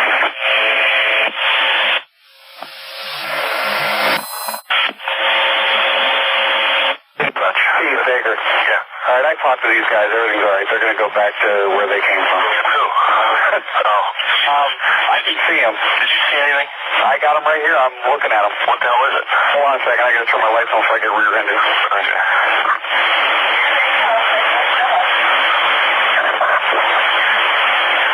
Well, I can see him from Warner Road.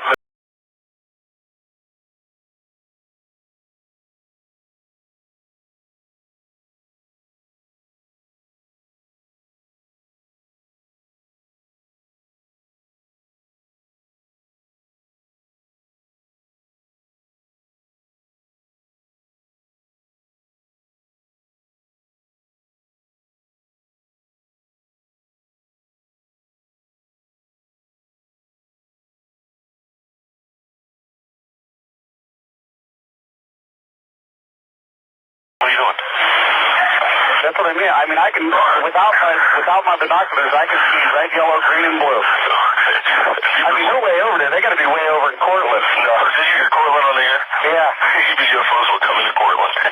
I can't believe it. He's killing me. So you're having you're having an experience? No, because I can't see. I mean.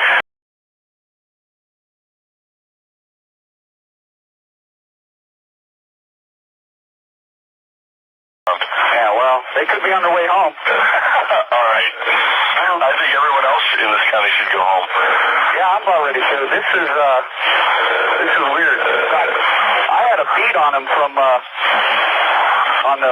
tower. They got to be going away because they were closer than this. Now I'm looking at them. Oh my gosh.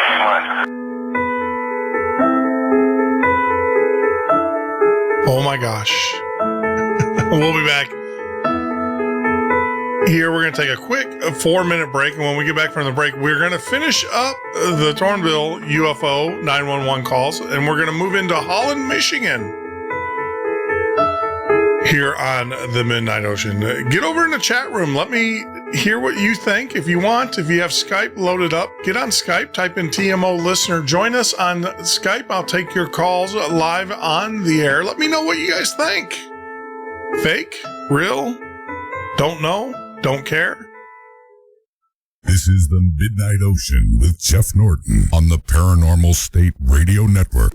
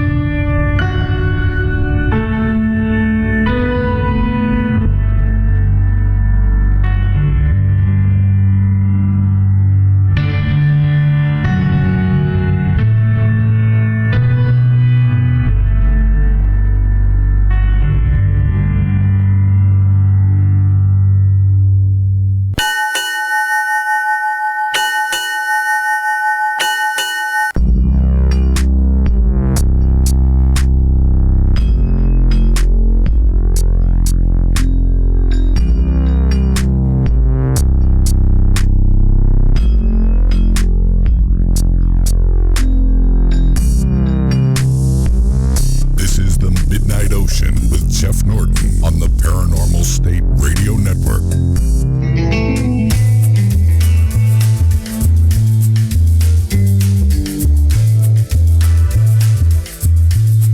That is right, Andrew. This is the Midnight Ocean Radio Show and a podcast. I'm your host, Jeff Norton. You can join us here live every weeknight from 10 p.m. till 2 a.m. Eastern Standard Time as we sail on into the twilight hours. We've got about 5 more minutes left of the Tornville, Ohio 911 tapes, and then we're going to kick on over to the Holland, Michigan 911. Which is going to be very interesting. Stay tuned for that. I can give you a little bit of an idea what's coming. They have confirmation. That's right. Not just visual, but electronic confirmation. For those joining us for the first time on YouTube, make sure you hit that ever most important subscribe button. That helps us out tremendously. If you're listening to us for the first time on Facebook, please refeed our show. That helps us. Share our show on your other pages that you might have. We would appreciate that. To you guys that are out there in YouTube, I know a lot of you guys are Facebookers. Go out to our Facebook page, The Midnight Ocean, and you'll see the live feed. It would help us out tremendously if you post that on pages that you guys listen to or that you guys own. I know it's a little bit too much to ask, but please help us help you. Tonight is a different format than what we normally do. We normally bring on great guests, but I've been wanting to do this for quite a while, and I didn't think of a better time than now. This week, we're going to be talking about all things UFO. UFOs, tonight's the 911 tapes. Tomorrow's going to be abductions. And you're going to hear abduction stories. It's going to be interesting. Going to be a great conversation. And then on Wednesday, we have a guest that's going to be joining us as well. Now, I'd like to hear from you. If you want to, go up to Skype, type in TMO listener. Love to hear from you there as well. So, let's get back to the show because we still got a lot to cover, to squeeze in, and I don't want to take away from anything. So we're going to finish up the Tornville UFO 911 tapes, and then we will follow that up directly with the Holland, Michigan UFO tapes.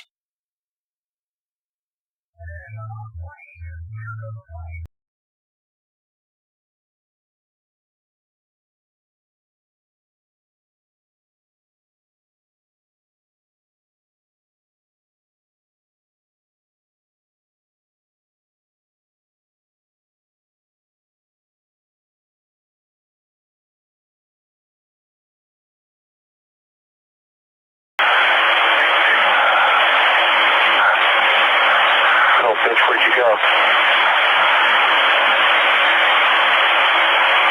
That's a plane. Oh, thank God.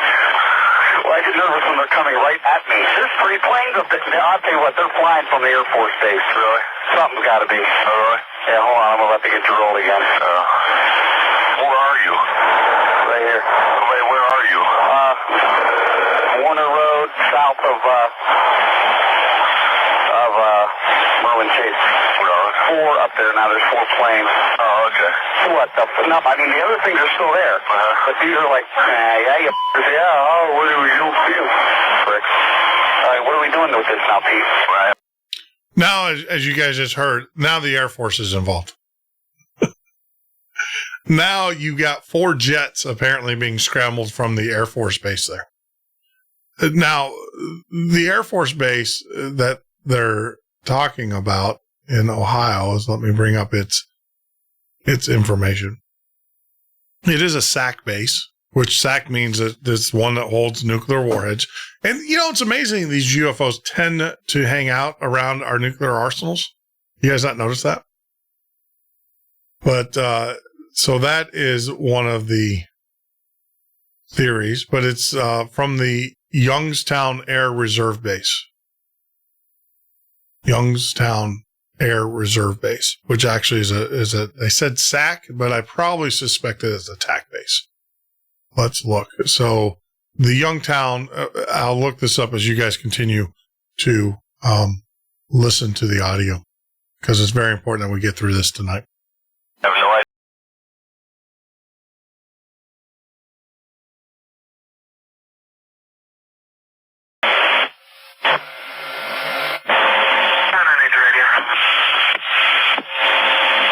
10.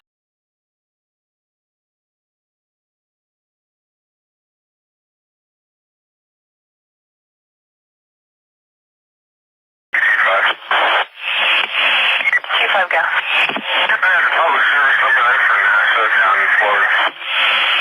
Negative, so we'll check for one.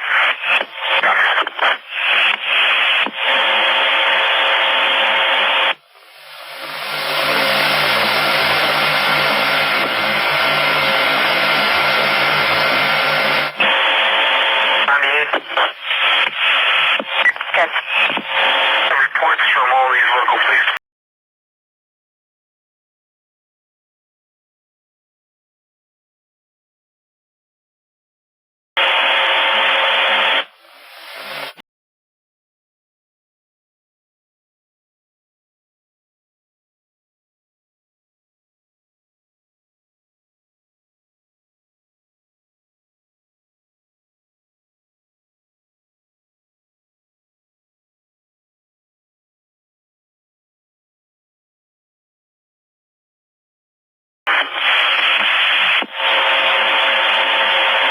Copy, we'll document that 549.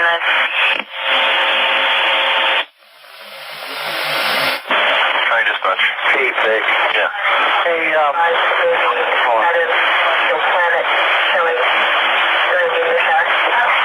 yeah, I bet it is. Hey, that thing with the Air Force Base and the radar, you remember ours last year? No. That we called the Air Force Base and they said, no, there's nothing going on. But then, I don't know who did it. They decided they called the National Weather thing, and the weather had it on their radar. Don't ask me. Well, you know, what I was just thinking, have you, like, who's ever, like, running the show out there? Who's, like, really into this? No. Maybe nobody is? Who's ever running the show out here is like laughing at all you guys out there. But that's because they're in a closed building and we're out here looking at this. Okay. Okay. But no, what I'm wondering is maybe somebody might want to give the National Weather people a call. Because they're not going to classify shit. They'll call and say, yo, this is we both like they did to us last year. Hey, Pete, if you saw this, yeah, you'd be doing it too. Really? I'm serious. Well, Jack said it's Venus. Okay, well then there's 6 of them. Yeah, she's right about that meteor shower thing.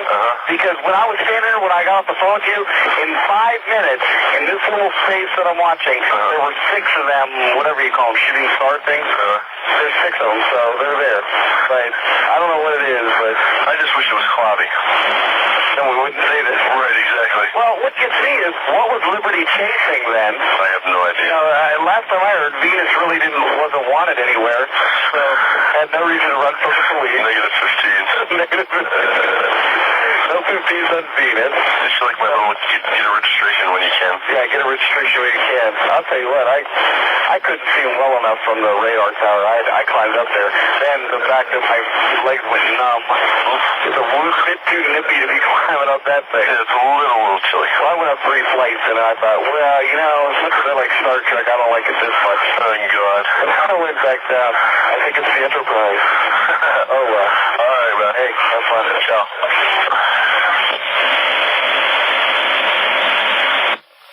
Okay, dispatch, may I help you? Hi, how you doing? Good.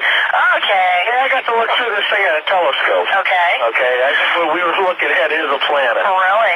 Yeah, but ironically, while everybody else was watching it, a couple of the Niles guys had a night vision scope.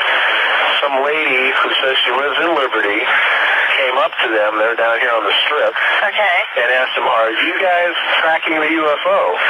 And they looked at her and thought she was joking. She says, dead ass serious. She says the thing was in her backyard. I'm telling you, I told you that woman said she was in her backyard. Yeah. She said, it was in my backyard, it was in the field, and she was having a fit about it. Would you please go from here, please? So anyhow, she's telling them, and they said, well, is that what you saw? She turns around and looks at it. She goes, no. She goes, that's a planet. She goes, that's not what we saw. This thing was red, and Toby said it was right near the ground. He said it lit up the sky. Ah, okay. And I'm like, well, it was pretty far away from all of us. You know, we really can't make a good determination, but there's that chance chance, you know. Well, for about the last 35 minutes, we've been tracking this with a telescope, and it's moving in a set arc, you know, which would be with the rotation. Okay. It's a planet. Which one, God only knows, but it's a planet. It's not a star. Oh, we were all excited. Oh, I know I was too. That's been going on. Something. Now, I want to say this. Now, this is, of course, could be true or could be classic disinformation. But so I got a telescope. I'm tracking this and I say it's a planet, but then I don't know what planet it is. I can tell you, I've hung out with enough amateur astronomers. I can't say the word. I need to drink more Tim Hortons coffee. Astronomers. And I can tell you that they know their planets. They have their little cheat sheets there. They know where the planets are in the horizon. They know all of this stuff. So I actually come back and say, bunk. This last little piece here is complete disinformation. You have the military scrambling 4 jets. They don't scramble 4 jets for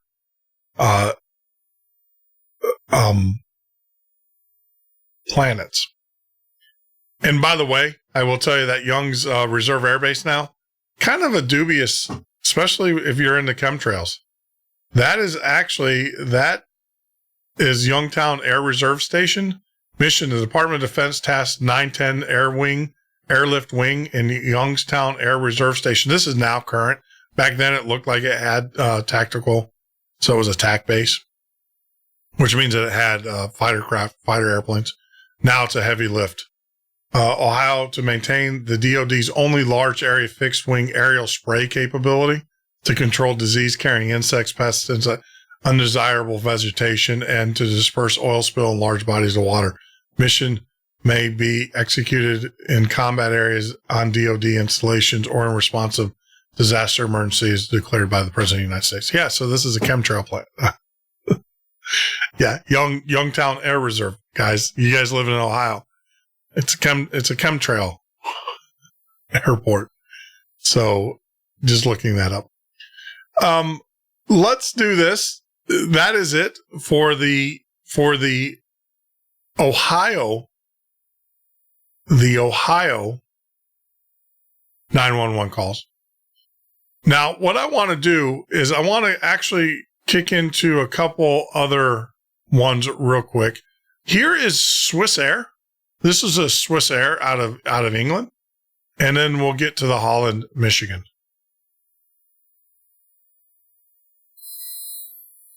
Good afternoon, Swiss Air 127 Heavy, Paranormal 230. Swiss Air 127 Heavy, Boston, sir. Good afternoon. Just verify you have the Norwich 2 arrival to Boston. Hey, son. Roger. Center is Swiss Air 127. Swiss Air 127, go ahead. Yes, sir. I don't know what it was, but it was just over.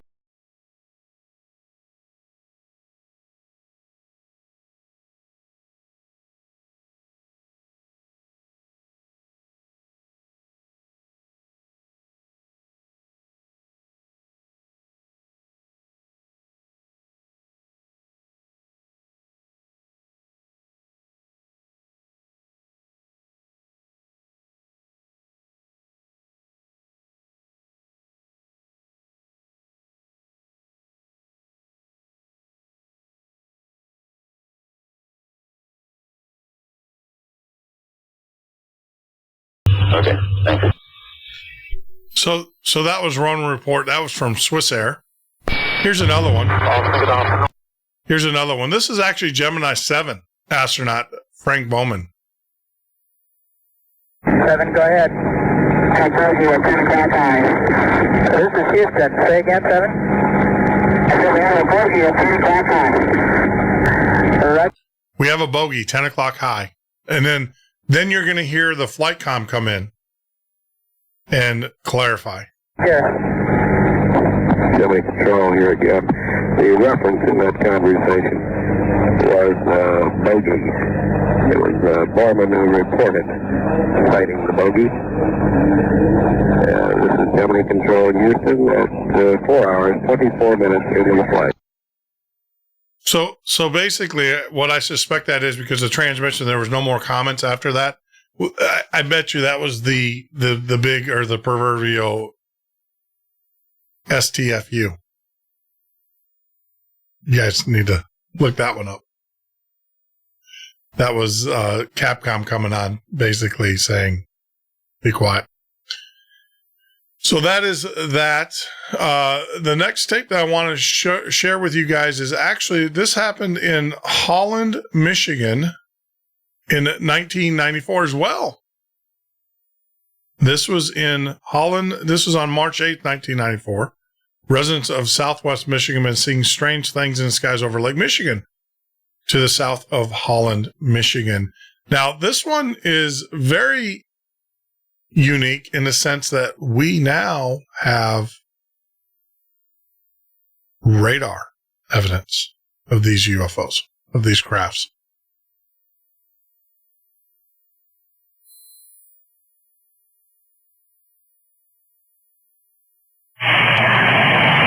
The date 3/8/94, at the time 21:30 hours. Also recorded will be dispatch conversation with the National Weather Service personnel. 911. We were just wondering, have you heard anything about these lights that are flickering up here in what is it, the southeast area? It's like a group. It looks like a string of Christmas lights that's way up in the sky. And we wondered if you had heard anything about it. Not a thing. Well, you might not have somebody take a look. It's different. I've never seen anything like it. I don't know. It's strange. But it's right out east-southeast. It's way up. And it's just like a circle of a lot of different lights flickering. And it's different than any airplane. Okay, your address, please? Well, we're at 354 Country Club Road. Okay, and you say, what direction is it? It's, looking out the front of our house. It's, Daryl, what direction did you say that was? East-southeast. And that's when you're coming down 16th Street, right to Country Club Road. If you look to your immediate, just to your lower right, they're right there in the sky. It's just something we've never seen before. Okay, we'll have somebody check it out. All right. Thanks. Mm-hmm. Bye. 911? Yeah, is this the police? We do the dispatching phone services center. Okay, I don't know if you guys do anything on UFOs at all. I got real...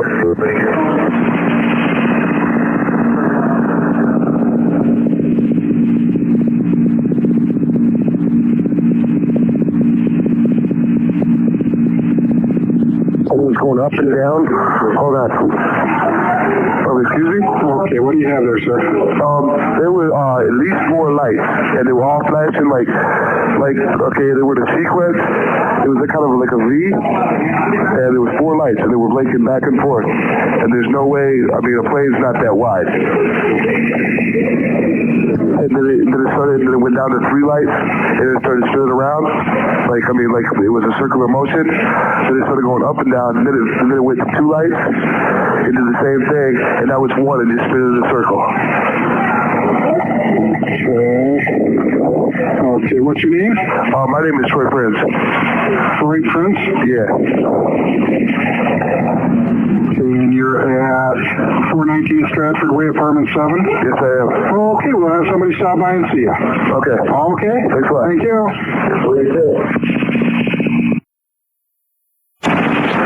911. You guys busy? A little bit. I call that. It's not a really emergency. We just called about the UFOs we thought. Mm-hmm. They're out there. They got airplanes. Yeah, we've got a car on the way over there. Let's see, right now. I've got a couple other calls. Really? They see them too? Mm-hmm. Where are they now? I mean, They're just kind of hanging there. They came up as a group and then they kind of split. I bet some kind of hot air balloon or helium balloon lights on them.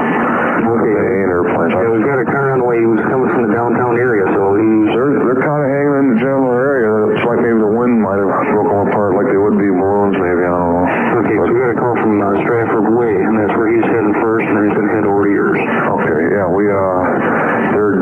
south of us now.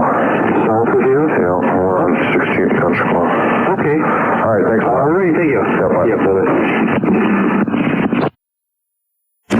Center Dispatch?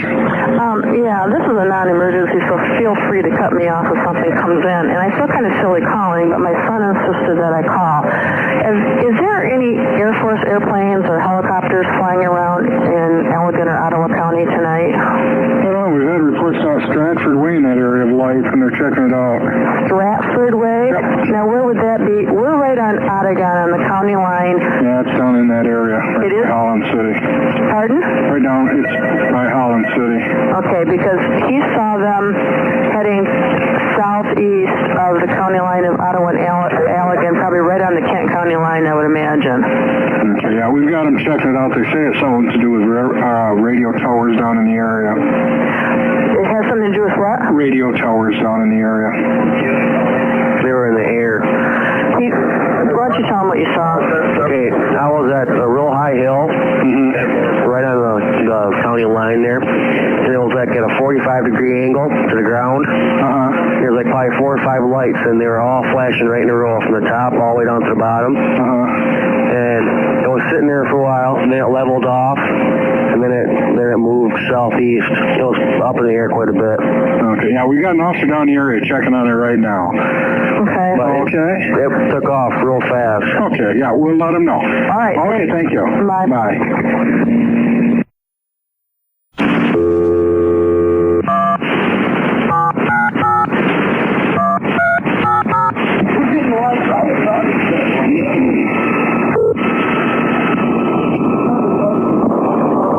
You have reached the National Weather Service office in Muskegon, Michigan. Phone calls are answered during normal business.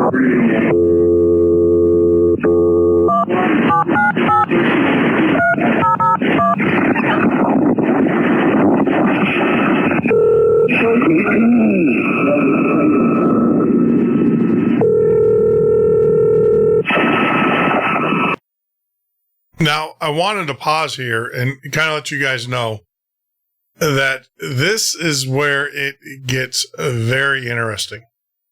What they did, obviously, you heard them call the National Weather Service. And so they are going to be calling, they call the backup number for the National Weather Service. And the next series of audio clips that you're going to hear is detailed, live, recorded, documented. Now, this tape was obtained through the Freedom of Information Act. That's why there was the little timestamp recording at the very beginning to make sure that they stayed compliant with the Freedom of Information Act. What we're going to do is let's do this. I don't want to start this recording because I think you need to hear it in its entirety so it will sink in. We have a few more minutes before we take a break. Let me know what you guys think for those that are joining us on YouTube for the very first time. For those that are joining us on Facebook for the very first time, thank you very much. I will also tell you that if you are on YouTube or if you're listening to us on Spreaker, we are now feeding live video and audio to the YouTube as of tonight. It's a new feature that we just added. What would help us out tremendously, if you want to help us out, is go to our The Midnight Ocean page, and share this YouTube feed with all of your other pages and all of your other friends. That would help us out tremendously. It's a way that you can help us grow the station and also the content. Tonight is kind of a very unique show in the sense that we do not have a guest. I planned it this way because what I wanted to do is kick off this week, this UFO week, with these 911 tapes. Get your feedback. Tomorrow, we're going to be talking about alien abductions and such. And it's just amazing it's amazing what's out there. All you have to do is go find it. And we'll have some interviews with some individuals who unfortunately have been abducted by aliens and their experiences, their real life experiences. And so it's going to be interesting. It's going to be very interesting. So when we get back, we're going to listen to the National Weather Service. and their reports from their radar. But you're listening to the Midnight Ocean radio show and podcast. Tonight we're playing the 911 tapes, famous UFO 911 tapes, live on the air. I'm taking your questions over in the chat room and also through Skype. Skype is TMO Listener on Skype. We'll be back in about 4 minutes. Hang in there because I promise you it's going to get interesting. This is the Midnight Ocean with Jeff Norton on the Paranormal State Radio Network.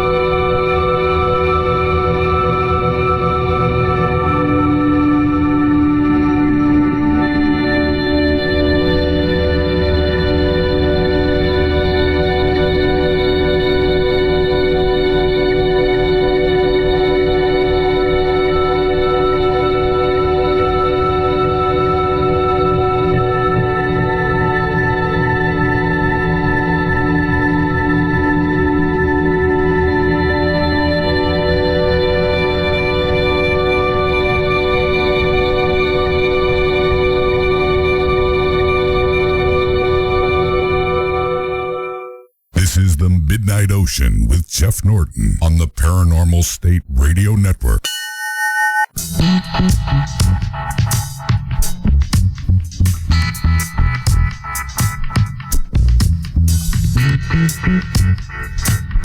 That is right, Andrew. This is the Midnight Ocean Radio Show and podcast. I am your host, Jeff Norton. Join us here live every weeknight from 10 p.m. till 2 a.m. Eastern Standard Time, or on the web at www.themidnightocean.com.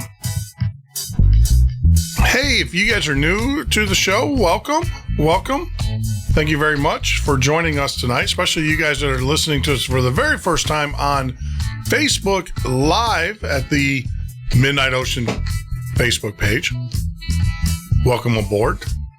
Try to make your cruise with us this evening not that rough, as we play famous 911 tapes of UFO sightings. Now, give you guys the backstory on this recording. This was in 1994 in Holland, Michigan. It was reported UFOs, and then, of course, the National Weather Service was called in. Now, for those that are saying swamp gas, I will tell you, in that part of Michigan, there is no swamps. There is no swamps. It is right there on Lake Michigan, almost a dead straight shot across to Chicago, which, believe it or not, is where I experienced my UFO as I was piloting a Cessna 410 back from a business meeting. So, yes, that's it. And also, Possum, yes, there is a hurricane heading to Florida, but the good news is there is no good news with hurricanes. But it's going to skirt, it looks like it's going to skirt, keep your fingers crossed that it's going to skirt the east side of Florida, and our studios are located on the west side, the Gulf side. So, but keep our prayers and everything open for those people that are being affected. I know that Gitmo and other areas are getting pounded right now as we speak. Jamaica and certain islands right now are just getting pounded. But we need to get back because we got a lot still to cover in tonight's broadcast in our 911 tapes. And so let's get back to it as we queue up the National Weather Service radar. And this is very interesting. I might just let this one go in its entirety, considering that we're past our normal break time. We don't have to take breaks as much now.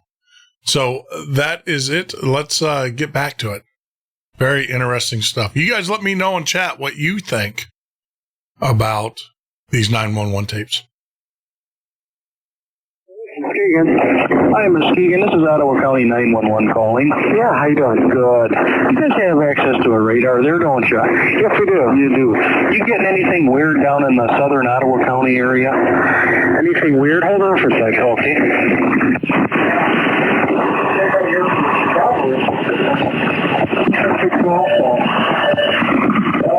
Yeah, 84th and Garfield. Out of Chicago. That's a traffic radar. Nothing more than the usual ground fire we get right there. Let me get on closer range. Okay, the reason I ask is we're getting a whole bunch of calls of some strange lights in the southern Ottawa, northern Allegan County, right near Holland City area. Strange light? Yeah. Such as we've had about 60 UFO calls. Oh, jeez. Okay. I'm sitting here going, no, come on. There's got to be something more to this. Yeah. Well, I have to call a UFO reporting center then about this. But it's just, we've had a couple of them, and we got an officer out there right now, and he says the only thing he sees right now is a tower. What they had done is replace their lights. They were on steady before, now they're on an alternating blinking pattern. That's what he's writing it off to, but a couple of our people, or the citizens, are saying, well, yeah, but they seem to be moving. Well, are you standing in the same spot you were before? No. Well, that would make a move to me, I mean, you're standing on one side of your house, you go to the other, yeah, they're going to be in a different location. So I was just kind of curious if you noticed anything or anything on there at all. I'm looking at it in the vertical now, and I'm not really, let's see, wait a minute, there's something right there. Okay, let's see what that is. Looks like, there's a large return down there. Let's see, that looks like, it's up about maybe, disappeared, but it was up about 6,000 feet in about, could have been a plane, I don't know, but it was pretty big. Wait a minute. Yeah, we're getting a bunch of weird ones down here, and like I say, now it's starting to, appears to be moving a little bit south. Yeah, okay, I'll move. Let's see. Yeah, there's something big down there. Wait a minute, that's really strange. I get it down at,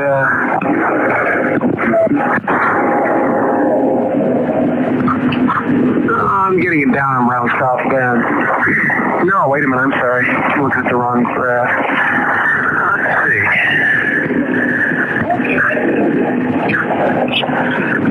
Really strange. If I can find the right overlay, I can tell you exactly what I'm saying. Can't find it. Shoot.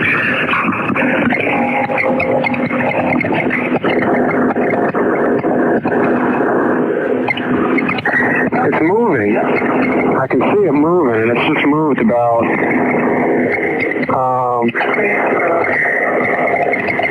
well, let me get the range through. Let's see.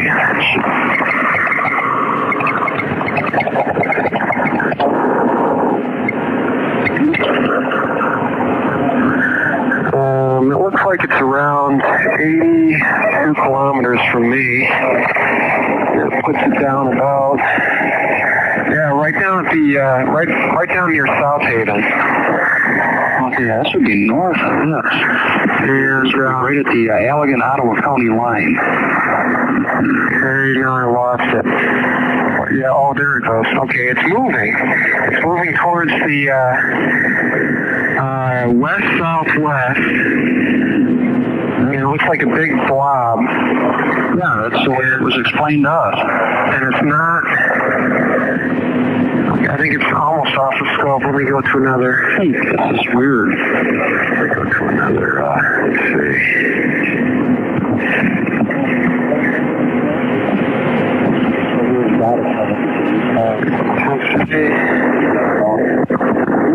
It looks like it's fizzled out. Oh, wait a minute. Okay.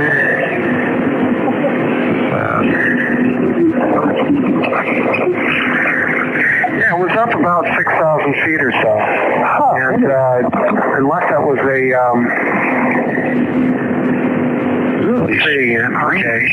And I can't, it disappears. It's moving because, one pass is here, the next pass is gone. Yeah. Well, I got it on manual now. I'm just kind of, I'm continuously radiating on it, and looks like it's steady right now.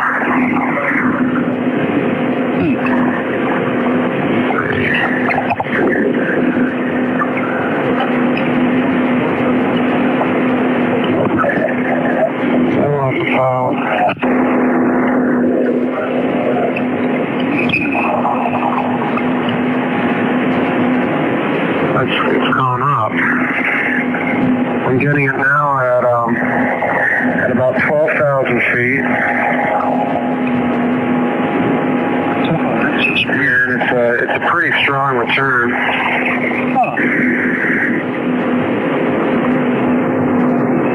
But yeah, I've never seen. Now I'm getting multiple returns. One of the people that called that I had happened to talk to said it looked like a bunch of cylindrical objects. Oh my God! What is that? That were going together and coming apart. Yeah, there's three, and they're lengthwise. Now I'm getting three of them, and I'm getting a third one now, and they're separated by about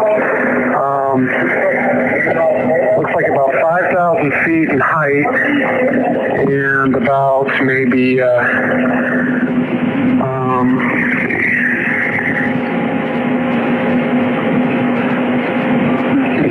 officer just sent me a message here. He says about maybe they're separated by about 50 kilometers. Yeah, and they're very strong returns. I'm getting a real they're spiky. looking. So there's something pretty solid. It's not precipitation or anything, especially up at that height. Yeah. An officer in Holland City just sent me a message. He says, can we identify anything further? He says, looks like 3 to 4 of them. I'm seeing 3. I'm seeing 3, and they're separated by, they look like a triangle on my scope. I'm looking one around down by, let's see. I'm seeing one down near South Haven. I'm seeing another one over Lake Michigan about northwest of Benton Harbor, and another one over, west of or east of Benton Harbor, which would be near, looks like Decatur. So I'm seeing 3 of those. They're very strong. Now I'm getting another one down in Berrien County. These are huge returns. I've never seen anything like this. Not even when I'm doing storms. These aren't storms. They're just popping up all over the place. This is strange, yeah, because the officer says it's green and red lights. It does not look like an airplane. Okay. They come together and then they separate, and they just keep doing this all the time. And he's seeing that? Yeah, I'm seeing 3 returns. They've moved positions now. South Haven, looks like, shed more light.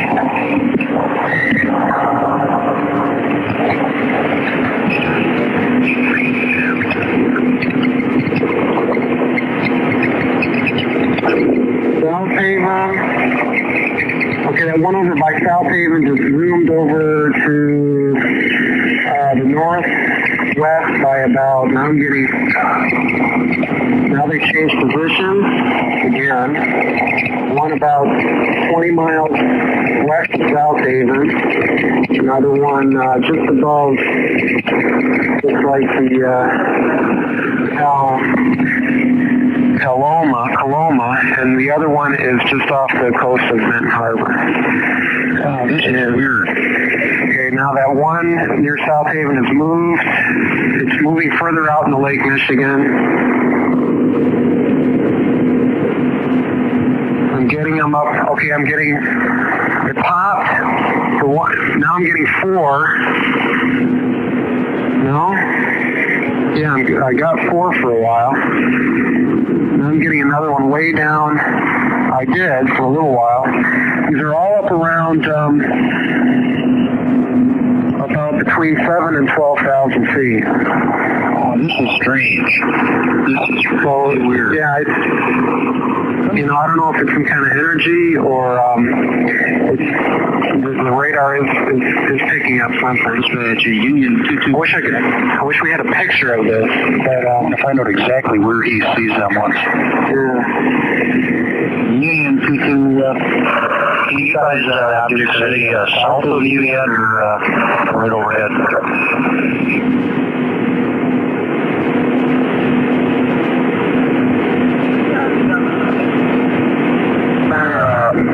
One that's our southwest from 16th and Country Club area. Yeah, this is our southwest of Holland City. So that could be that one by Benton Harbor if it's up that high. This is really weird. Yeah, I was getting 4. Okay, now they've moved position again. And I'm sweeping it back and forth in kind of like a triangle, just back and forth from where the beam is spotted towards Chicago, then I sweep it back toward maybe Fort Wayne. Mm-hmm. And each sweep, they'll be in the same position, and then all of a sudden they'll pop up somewhere else. So it's instantaneously moving, and I'm getting about between 3 and 4 returns. And they look like, sweeping in the vertical, they look like very strong spikes. I'm getting,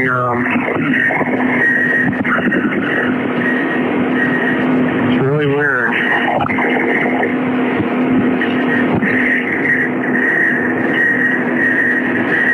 So I don't know if these are bigger than planes. Usually a plane will pick up as a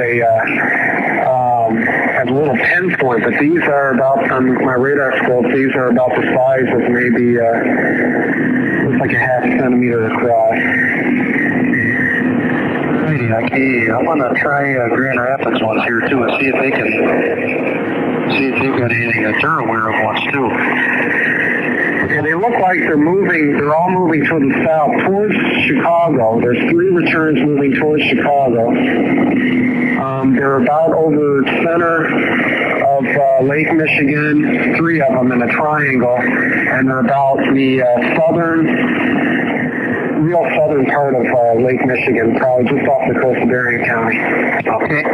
Just northeast of Chicago. All right, I will give them a shot and see what I can locate from them. Okay. Thank you very much. You're welcome. All right, appreciate that. Yeah, no problem. Yep, bye-bye. Bye-bye. Center Dispatch? Yeah, this is the National Weather Service in Muskegon. I was calling to make sure that the person that called me was really a sheriff from out of a county and not a host. He was one of our dispatchers. Oh, okay. Calling about the... Right, we've been chasing them all over down that way. Pardon? We've been chasing lights all over down that way. So what really is going on? No, I still got a car out in the area. Can you hold on for a second? Sure. All right.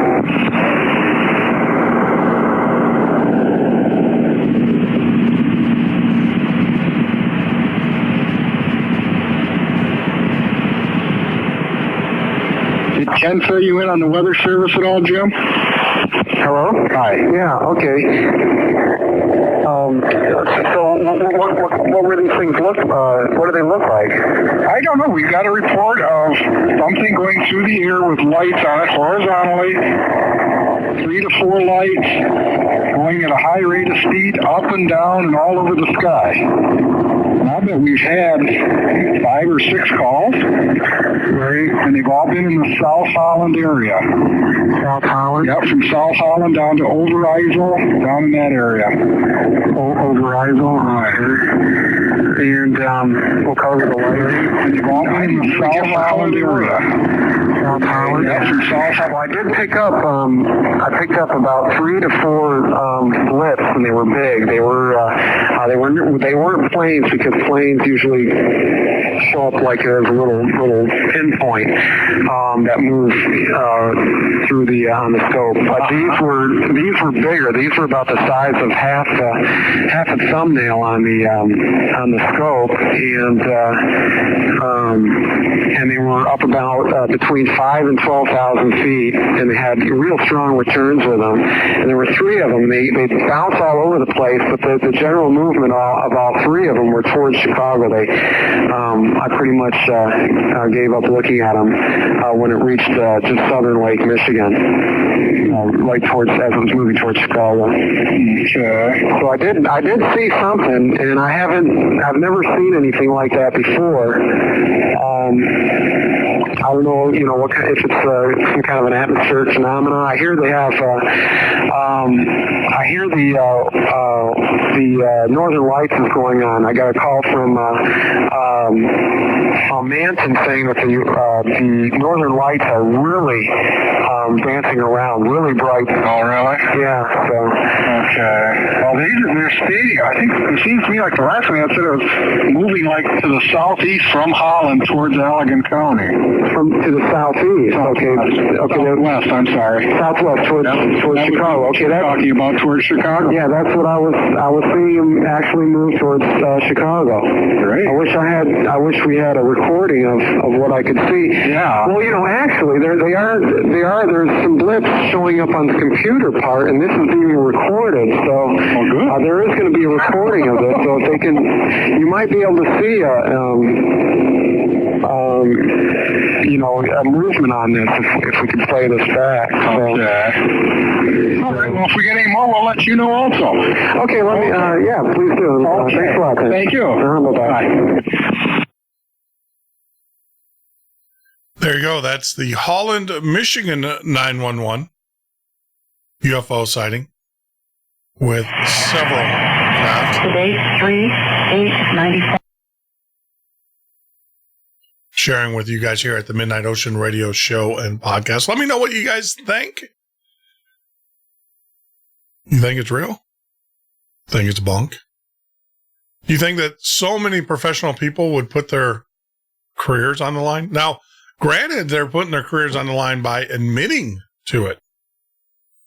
You heard in the Ohio 911 tapes where someone basically said, your chances now of becoming a day shift supervisor are pretty much gone. That was in those tapes. Now, to wrap up the evening, I do want to play, I have obtained tapes through the Freedom of Information Act, once again, of the Edwards Air Force Base UFO sighting. Now, this was quite a while back. This was done in 1965. Now, I'll be honest with you. When I'm doing this one, this seems pretty clear. Now, granted, the technology is different that they're using when they're talking to each other. But, you know, as you listen to the other ones with the 911s and everything, and I will let you guys know, as a pilot, that's what it sounds like when you're talking over the radio waves like that. It is. It's very, one of the most intimidating parts of being a pilot is talking to the control tower. It's very noisy, very hectic. Everybody's listening to you, especially if you're a student pilot learning how to fly all the way up to the advanced pilot. That is, I would have to say, the hardest part about flying an airplane is talking to the tower and not being laughed at. I have a vast experience. And you learn this to be real monotone. It's nothing like a broadcast radio where you're animated. No. Oh, no. You're very monotone, right to the point. Be very efficient with your words.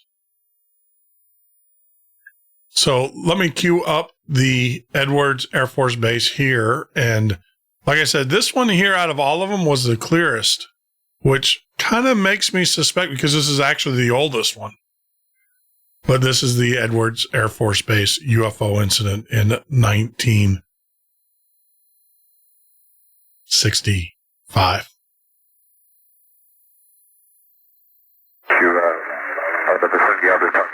What did he find out there to the west?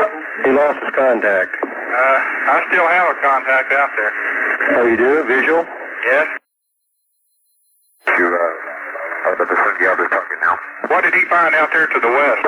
He lost his contact. I still have a contact out there.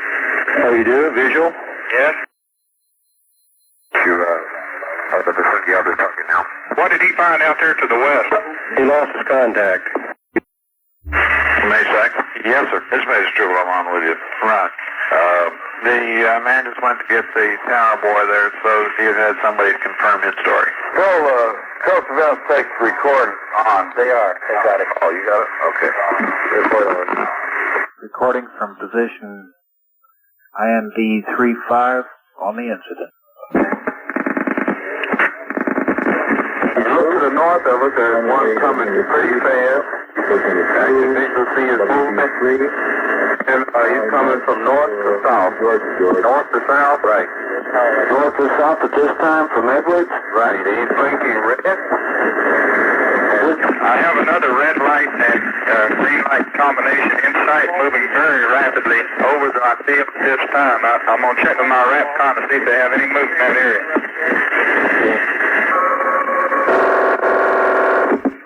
Phoenix ASO.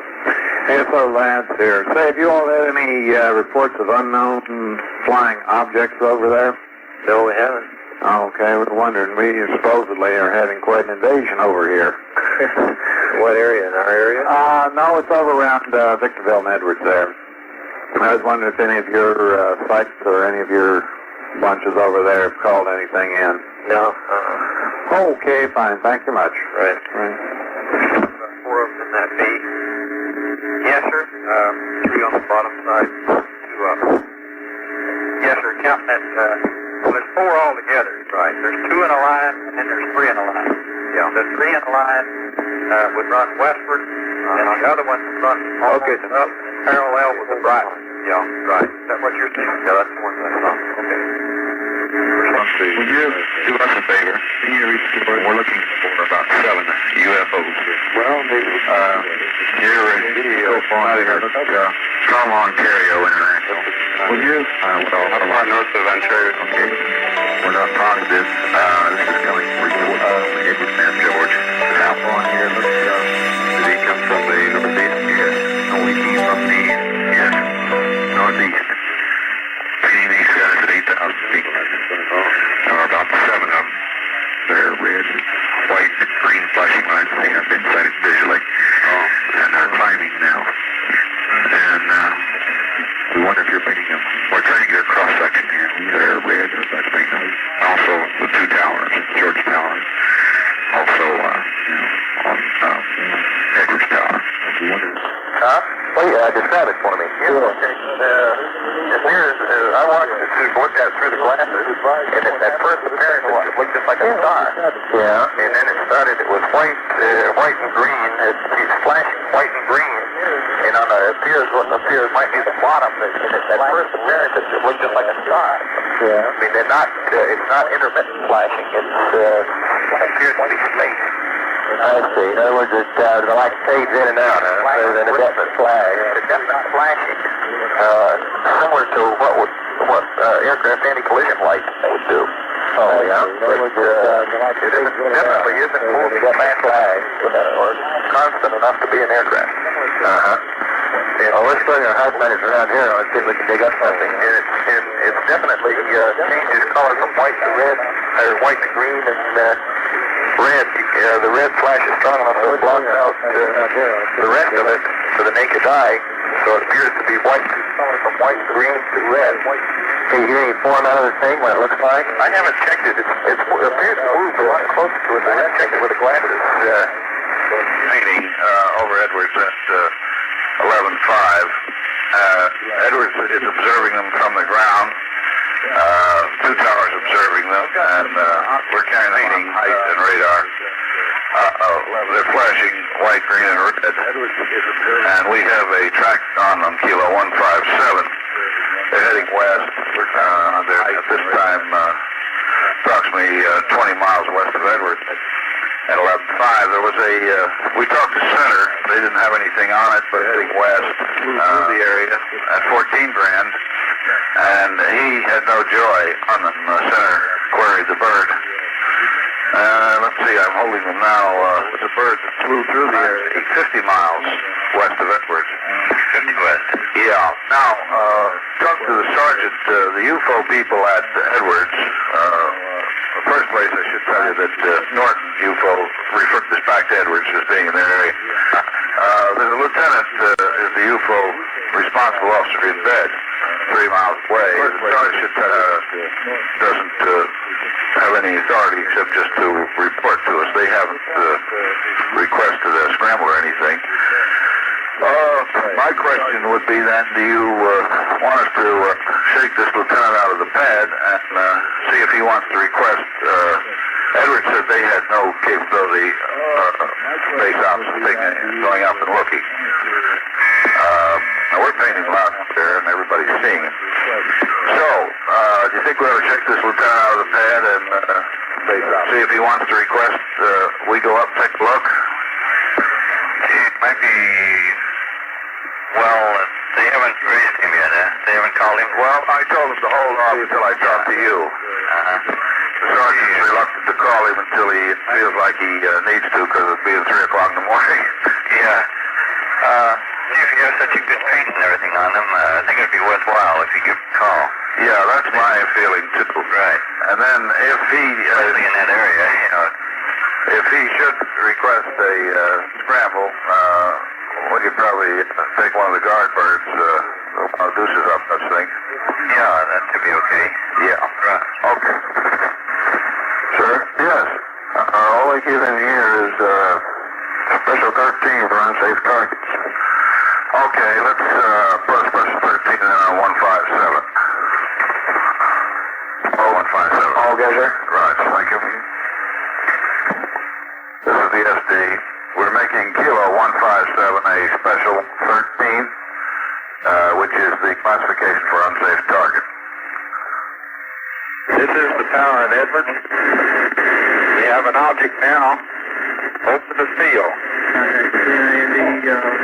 He is right over the field. Right over Edwards, moving southward fairly rapidly.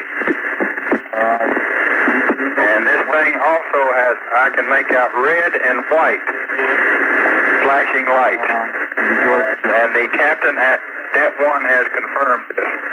He can also see this. He can also see this. Yeah, this is Headway SP Tech.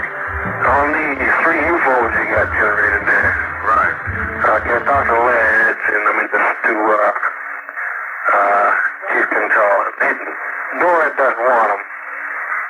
No one tell them they'll unless something drastic happens. Okay, you don't want to tell them. Well, keep them in the computer like you have now, talk to us. And if anything, you know, anything comes of this, then coordinate with us. I mean, I don't know what else we can do.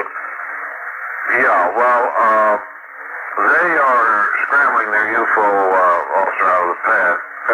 And I talked to, I don't know who's making the decisions. I talked to Major Healy over at Hamilton. Yeah. And if they requested a bird to go up and take a look, we were going to send our Alpha Limas up from Edwards. Yeah. Who's making the decision, Major Healy or you people up there? No, the decision still comes from 28th. Yeah. Okay, well, we'll just continue with what we're doing then. Yeah, right. Okay, real fast. Right, good, sure. Hey, what up? Is the senior director between? This is Major Struble. Yes, sir, this is Cam Bell and Edwards. Yeah, you're a UFO officer? Yes, sir. Okay, I've coordinated with my people at the next level, and they're willing to let a bird go, take a look. We got the 106 available. Right. The directive I have says only that if it's within the existing policy, go ahead and do it. So it depends on your policy. As far as I'm concerned, it would be a good idea. Well, actually, the way I coordinated it with my people is we're standing by for your request. Okay. So that's fine. And then you have a request. Okay, let me get you the spelling of your name from my log. Captain what? George B-A-L. B-A-L-E-N-T. Okay, and you're UFO officer at Edwards? Yes, sir. Okay, and I guess somebody has the number to reach you back. Right. I'll re-coordinate this now because it's been some time. All right. But we do have a live data on them. We should be able to pick them up all right. So I'll get in touch. All right. Roger. Wait for your call. Right. Thank you. Hello, this is Captain Clark, Alpha Lima. Okay, Captain Clark, Lieutenant Reed. Yeah. We have some confirmed reports of some unidentified flying objects in your area. Okay. Approximately 6 or more from Edwards, just south of Victorville. And we'd like to use, we have information from 28th. We also have some height find cuts from anywhere from 3,000 up to 13. They're moving slowly and climbing slowly. They're red, white, and green flashing lights. And they have been confirmed on radar. I see. We can't use one of your alert birds, but do you have another 106? Well, that's all we have. That's all you have? That's all we have is the 6 on alert. Okay, just a moment. I'll let you speak to the senior director. Maybe I can go ahead and use one of your alert birds. They can't establish what these things are. Yeah. Just a second. Yeah. Okay, so they're still trying to decide here what to do. You say you might have one? Well, Sergeant McClary said we had one on greater than 1 hour, but I believe that's just because we don't have a pilot here for it. Oh, I see. But I'm pretty sure they're all uploaded. Yeah. He's checking that out with the ground crew now. Okay. If they do have that download, then we could take one. If not, then we'd have to have an authentication on the On the scramble with the weapons board. Yeah. Okay, Major Struble just wanted us to call you, the SD here, and let you know. And I'll tell you, I'll call you back in a minute, or in a few minutes. Okay. How can I reach you? Just call the hot room again. Okay. And they'll get you back to you in a bit. Okay, thank you. I have another call coming in now. Right. Okay, sir. Sierra Romeo. Here's Mike go. 28,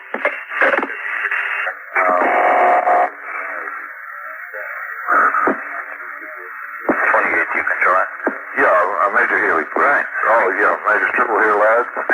Okay, they've finally gotten Captain UFO Officer Edwards out of the tent, and he said yes, he would like to have a look. We're getting plenty of live data as well as visuals on these things. About 40 miles south of Edwards, several of them running in the altitude, the ones we're measuring, from 4,500 to 6,600. 4,500 to 6,600. Yeah, 4.5 to 6.5 grand. Yeah.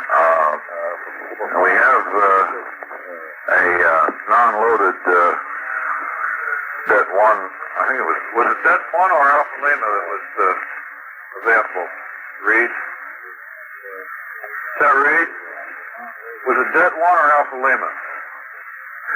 Alpha Lima at non-alert bird that they could get one of their pilots in about 15 minutes. They could?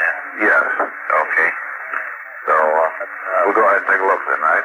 Yeah, okay. Go ahead and use them, and be careful of those low altitudes down there around the hills and all that stuff. Yeah, right. Okay, we'll take a look at this. How many are you painting now? The varying reports come in. We have a conference going with Edwards Tower and Pedro and Boron on a height, and it seems to be about 3, and they're in the azimuth roughly from 150 to 120 and 40 miles from Edwards. I see.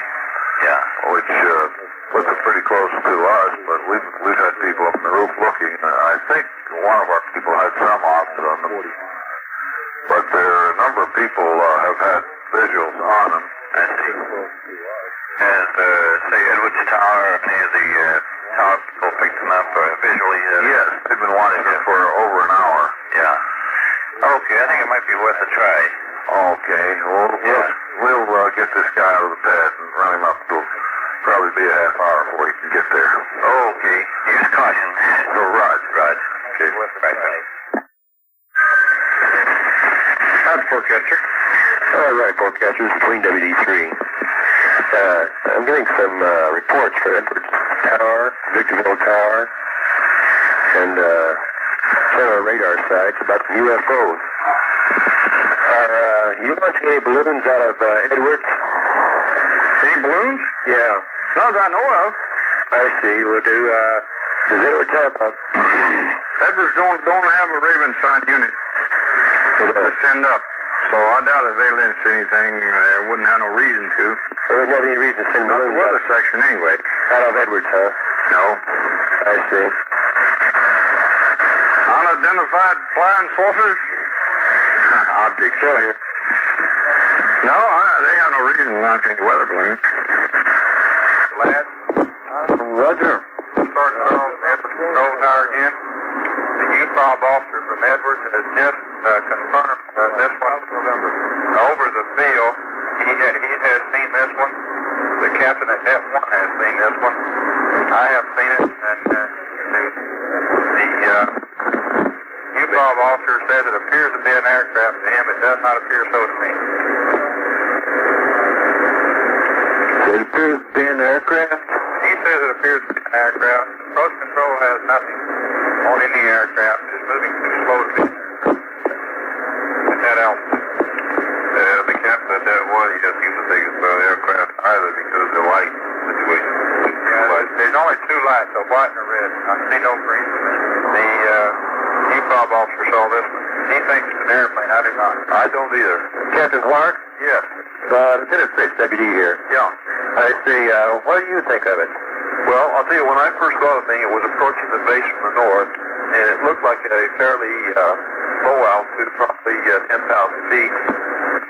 And I got a good look at it with the binoculars. It seemed to be pushing a little cloud in front of it. And I thought, well, first, it looks like a routine beacon hitting a cloud.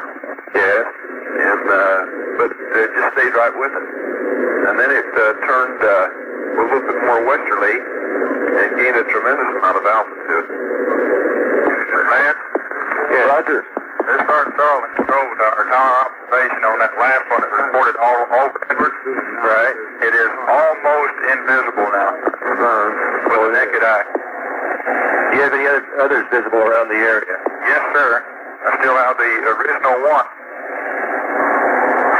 He has moved now to approximately 145 degrees. Let's see. And estimated 40 miles and very, very high now. Hey, what's up between? Right, Phoenix AST. Roger. I understand you got some UFOs. Roger. Whereabouts are they? Edwards and Victorville area. Oh, I see. Well, I thought maybe they were closer to us. No, afraid not. I got word you were using Vegas or something. Roger, we've got Vegas on eliminate here. What information have you got on them? Not very much, except they're flashing green, red, and white. Or green, red, and blue or something. How many is it supposed to be? I don't know what the latest count is. It's getting pretty good. Of course, around Edwards, you'll ever see most anything. Yeah. So anyway, we're about to scramble a bird off on them, so if we could keep Vegas' data, we'd appreciate it much. Oh, okay. Roger. Roger. Echo Mike. Now, Phoenix would like you to pass the tracks to them. All right. All right, sir. You mean our zero velocities, all the ones we have recorded? Yeah, just let them tell them Phoenix, because if we should crumple when they had to take the interceptor, they'd have the tracks. Okay, sir, we'll have them switched in. Roger. Right. Release. Does it make any sense to you what it could possibly be? No, we're in as much as dark night as you are. We process these every now and then. Yeah. Okay, I'll get the thing going anyway. Okay, key off here now. Thanks a lot. Off the Fox here. Sure. San Pedro is painting them. 3 targets, and they're all 3 around 9,000 feet. San Pedro's picking them up at 9,000 now. Roger. What about Boron? Boron, we're working with them to see if we can get them on them now. But those 3 little dots out there, and I'll say that there are 3 definite objects. It is not weather, it's not clutter. They see the objects, but they don't see, they're not aircraft. No, they can't tell what they are. Scramble on. You gotta scramble on, huh? I'm curious to find out what the hell they are. Yeah, I am too. And you'd be within your rights to scramble them, wouldn't you? I don't know. You have to meet us too, I guess. Well, I see what they want to do. They're not moving hard at all. They did. They watched them for 30 minutes, and they didn't move at all. And all of a sudden, boom. Really? Where are they? Don't know. Little green men. Nobody has ever intercepted these things yet. They're calling a pilot in from home. Because they need a special pilot for these? Well, his whole thing, he said, he's a senior director of it. I mean, you don't want to turn up any alert planes. All the alert planes are hot, and they don't want to turn them up. I guess those things aren't hostile because they haven't done anything yet. Yeah. Well, it's interesting to see what's going to happen when he goes up. Yeah. Takes a look at them. There's 9 of them now? 12. 12. I just can't recognize it. These babies should multiply, don't they? Alphalino. Roger, between WD Tech 3. Alphalino 01, getting close? She's cranked up, but I think we hit a snag here. Oh, goodness. We're checking on it right now. I'll let you know. Oh, okay, right. Stem on. Okay. All of them appear now that the red light has stopped, and they all appear to be gaining altitude rapidly. Is that right? That's right. I'll go out and watch that bright when it gets there. Okay, sir. There's 3 more of them. well south and dim. Okay. And I still see a red light occasionally out of one of them. Where are they from that big bright one? Beneath them and just a little bit south. And there's three of them almost in a straight line. Uh-huh. Almost horizontal. I see. And I still see a red light occasionally from those, but not from the big one. Yeah. Faith Obstacle has been observing this with me all night here. Let me get him back on, see if he's getting the same impression from it I'm getting. Roger. I don't like to be the only one saying these type things. Man. Roger. That's Sergeant Carl again. Faith Ops confirms what I'm seeing. They are all rising. And there's a weatherman in Faith Ops that has been observing these things all night with me, and he's been using reference points to try to judge if they were moving. Right. And he confirms that they are very much higher now than they were. They are definitely going up. Do you have any estimate on the altitude now? I'd hate to venture a guess. I would say something like maybe 30,000, 40,000, but now this is strictly way out yonder type, off the eyeball guess. None of them are low altitude anymore then? No, sir, I wouldn't say. No, not nearly what they were. At first sighting on that one, I would have judged his altitude to be no more than at the most 5,000 feet. These visual reports have had them anywhere all the way up to 30 and 40 grand. Still very inaccurate. We get height on the same track at 6,000. Anywhere all the way up. These are tower guys. Oh yeah, they admit it. In fact, one guy says, I don't like to be the only guy that sees this stuff. So he lets it get somebody else. Now they've got a weatherman out there looking at them. They've got the tower people looking at them, and March Approach has them on radar.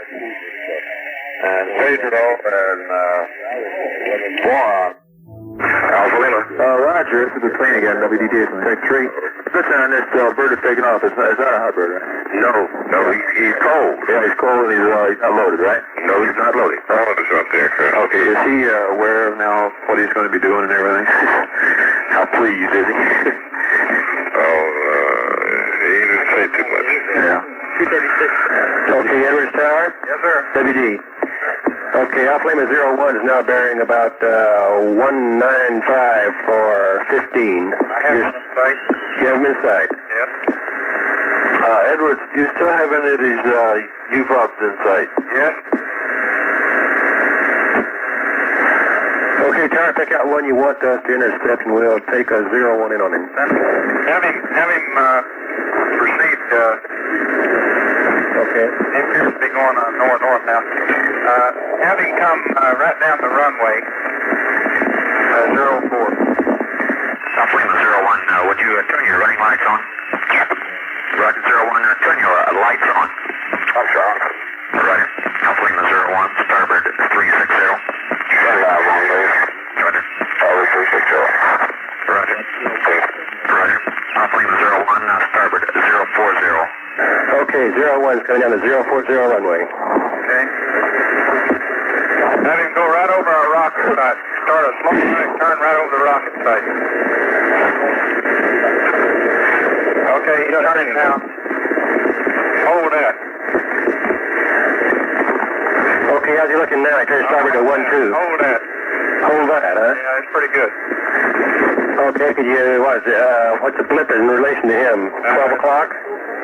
About, have him more right. Could you have him, the best reference I'm going to be able to give him is have him come back over Edwards and line up with the runway again. Ground observer request you fly down the 040 runway. Hang on the runway. Roger. Alpha Lima 01, when you reach the end of the runway, starboard 090 at the end of the runway. Departure end or departure end? 01, you should hold a one blip now. Target on your right, one on your left. Stand by for range. Still negative range on the targets. All right, one on the left. Contact, stand by one, have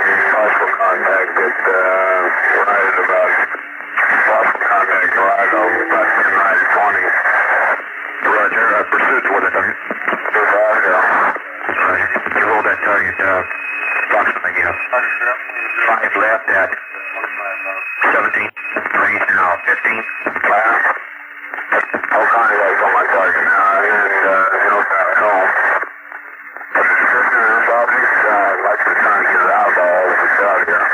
But should be approximately, there was approximately 5 to 7 objects, green, red, and white flashing lights. They were quickly moving. They would be stationary for some time, then quickly move straight up.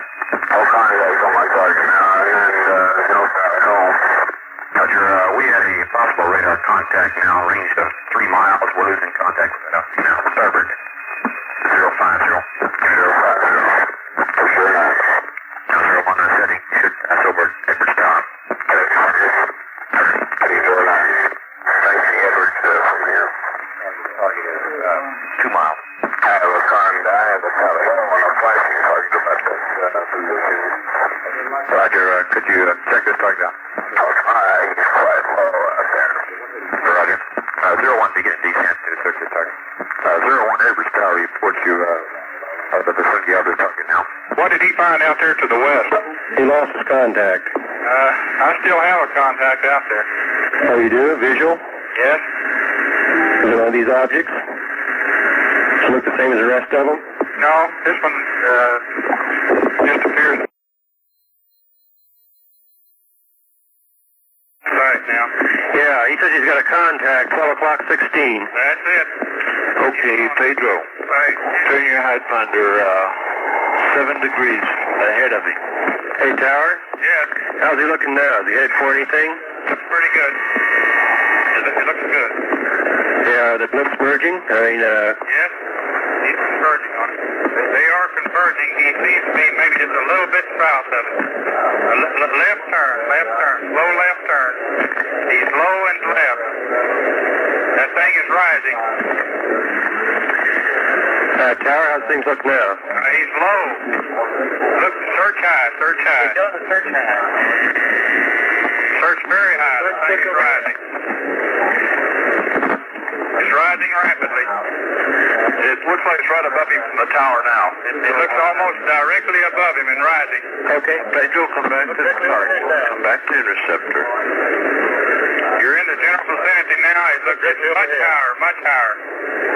Okay, Alpha Lima's going to climb to 40,000. No contact at 030. Hold 030. Search 15 degrees either side, 030. Okay. Okay, Tower, turning Alpha Lima 01, port to 250. Should bring him straight in over the top of you. For the top of us again? Intercept still holding 25,000. Right, and 0,000 now. Second? He's climbing. Climbing? Okay. he's climbing to 40,000. One of the objects is to his right and low. To his right and low. Search visually, right and low. Pedro search. Mark that spot. Check 5 degrees either side of that height finder. And look high and low. Okay, have him come right, have him line up with my runway 04. Have him go on a right turn and roll out 040 and bring him right down my runway. You want to do what now? Right turn and roll out 040. Come right down my runway. Okay, you realize his turn radius up there is about 20 miles. I'd put him to the north of him when he comes around. Right, okay. Okay, put him starboard turn 040. 01 turning starboard 040. Roger. That should bring him in quite a ways north of you. Yes, he will. We'll probably lose him when he goes over the tower. Have to catch him on the side. I've got a possible contact on search radar bearing you from your station 075 for 10. 075 at 10. Anything out there? I have one at 075. I couldn't say the distance. Right. Hi, I guess I have it. What heading's the interceptor on now? He's on a 080 heading. Okay, hold that. All right, how's he lining up? Looks pretty good. Luminous object 12 o'clock? Should be 12 o'clock. 20 degrees. Port and high. 050. appears he's way low. Way low? Yes. We're at 40,000 feet. Still low. Search high. I would say he was about 100 now. But, he should be 100 now. Did he pass under target at this time? Yes, about the time I said mark, he appeared that he was almost 100. Okay, mark that spot there.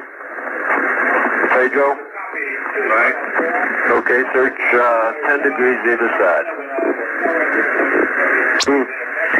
All 01 reports is one great big bright shining star. Yeah. That's what it appears like from the tower now. It has that appearance here now. It is much, much higher than when we first observed it. If it's that much higher, we're not going to see it on the search radar. I suspect it's over your radar now. Is that in the area of this target you're searching? Right. This is the search, the PPI. That is the PPI search area. I have the interceptor in another range pass, but I have it on another target. I just gave you 0100. Hey, Tower? Yes, sir. Have you got anything else in sight? No, sir, just those two that we tried on there, and he appeared from the tower that passed way beneath it. Edwards? Yes, sir. Is there one about southeast of you, about 3 miles at this time? Southeast at 3? Right. Yeah, southeast much closer. We've got a possible contact there on something. Just a moment, I see something. Let me throw my glasses on. Take it 120. Sir, I hate to be an optimist, but that fighter looks like he's going someplace. Pedro? Right. Right, did you find anything back in that search area I gave you? Negative. Nothing. I don't have any contact in here. I have him, but I don't have anything. Okay, you lost all your other visual contacts on these things? Yes. Okay, we'll cover off limit 01 then. Well, it's satisfied curiosity anyway. Yes, I don't have another one in sight. Anyway, You've lost them all, huh? Sure, I don't have one of it. 01 says he saw some reflections off the ground that appear to be flashing. Reflections off the ground, it appears to be flashing. Right, off the lake bed. Huh. I don't know what that would be. My beacon. No, he knows the beacons. Okay, fine. Might as well key off and break this line down then. We'll see you tomorrow night. False surveillance, sir. All right. Going to debrief Alpha Lima? Yeah, I've been listening in the air here on my WIND monitor. Yeah. You going to debrief him when he lands? Probably will. Flight supervisor. Between Deputy 3, you wanted to know our results of Alpha Lima 01? Yeah.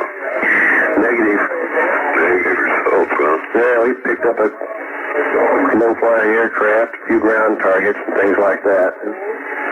So he went through at 15, 25, and 40,000 feet on these visual objects, and suppose we flew right under it according to ground observations, visual observations, and pilot reported nothing flying underneath it. Okay, well, thanks very much. It's kind of interesting anyway.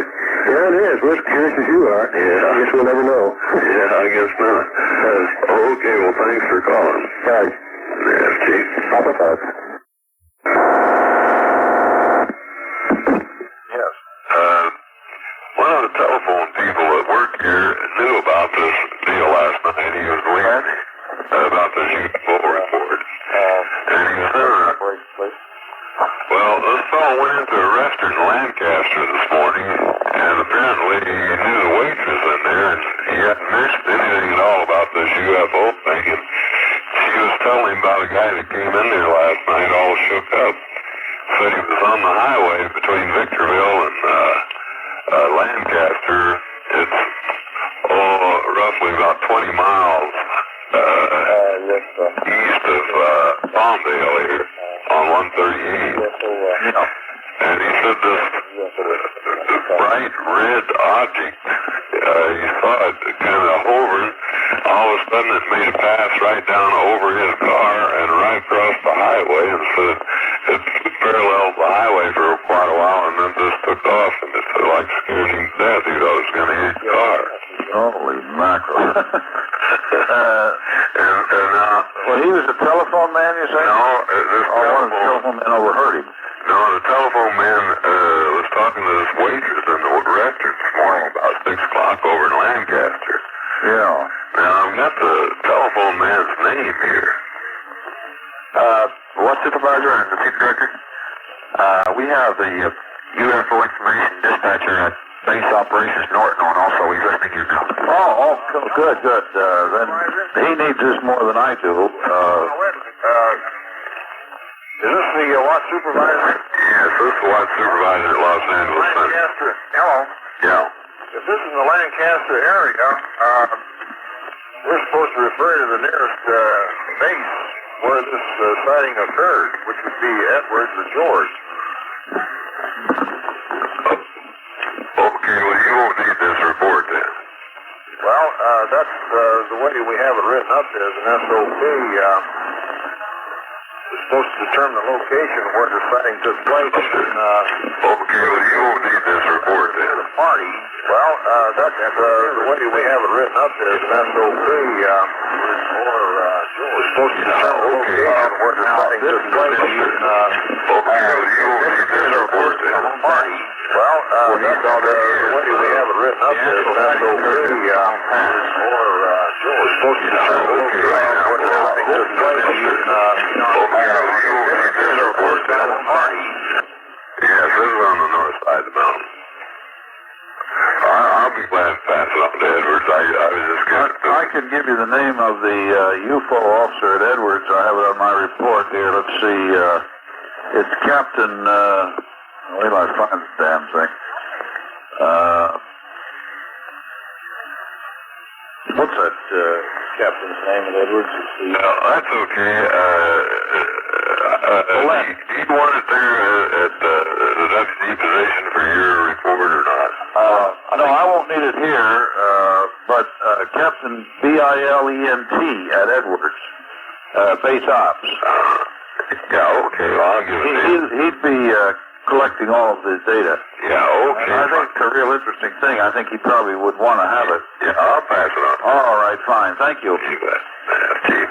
Okay, what supervisor? Yeah. Okay, thank you very much. Edwards. Okay.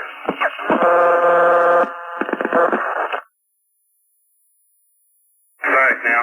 Yeah, he says he's got a contact, 12 o'clock 16. That's it. Okay, Pedro. Right. Turn your height under 7 degrees ahead of him. Hey, Tower? Yes. How's he looking now? Is he head for anything? Pretty good. It looks good. Yeah, the blips merging? Yes. So you're listening to the Midnight Ocean Radio Show and a podcast is that refeeds. What do you guys think? Pretty interesting stuff.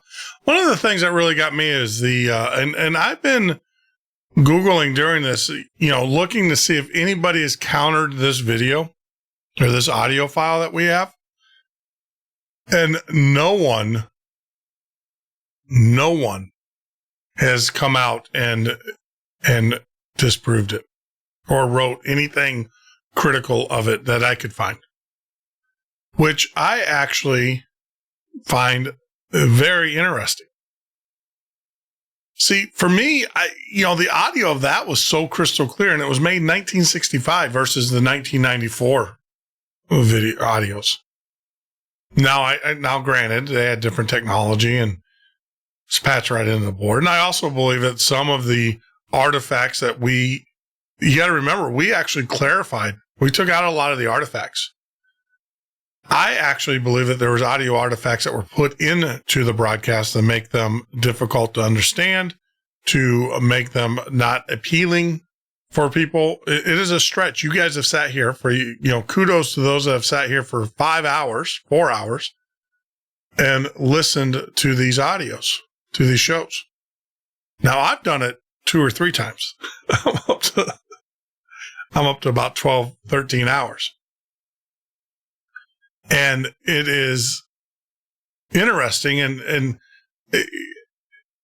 And I honestly believe that this one is real as well as the others, because I've yet to find anybody who has discounted them. Tell me what you guys think.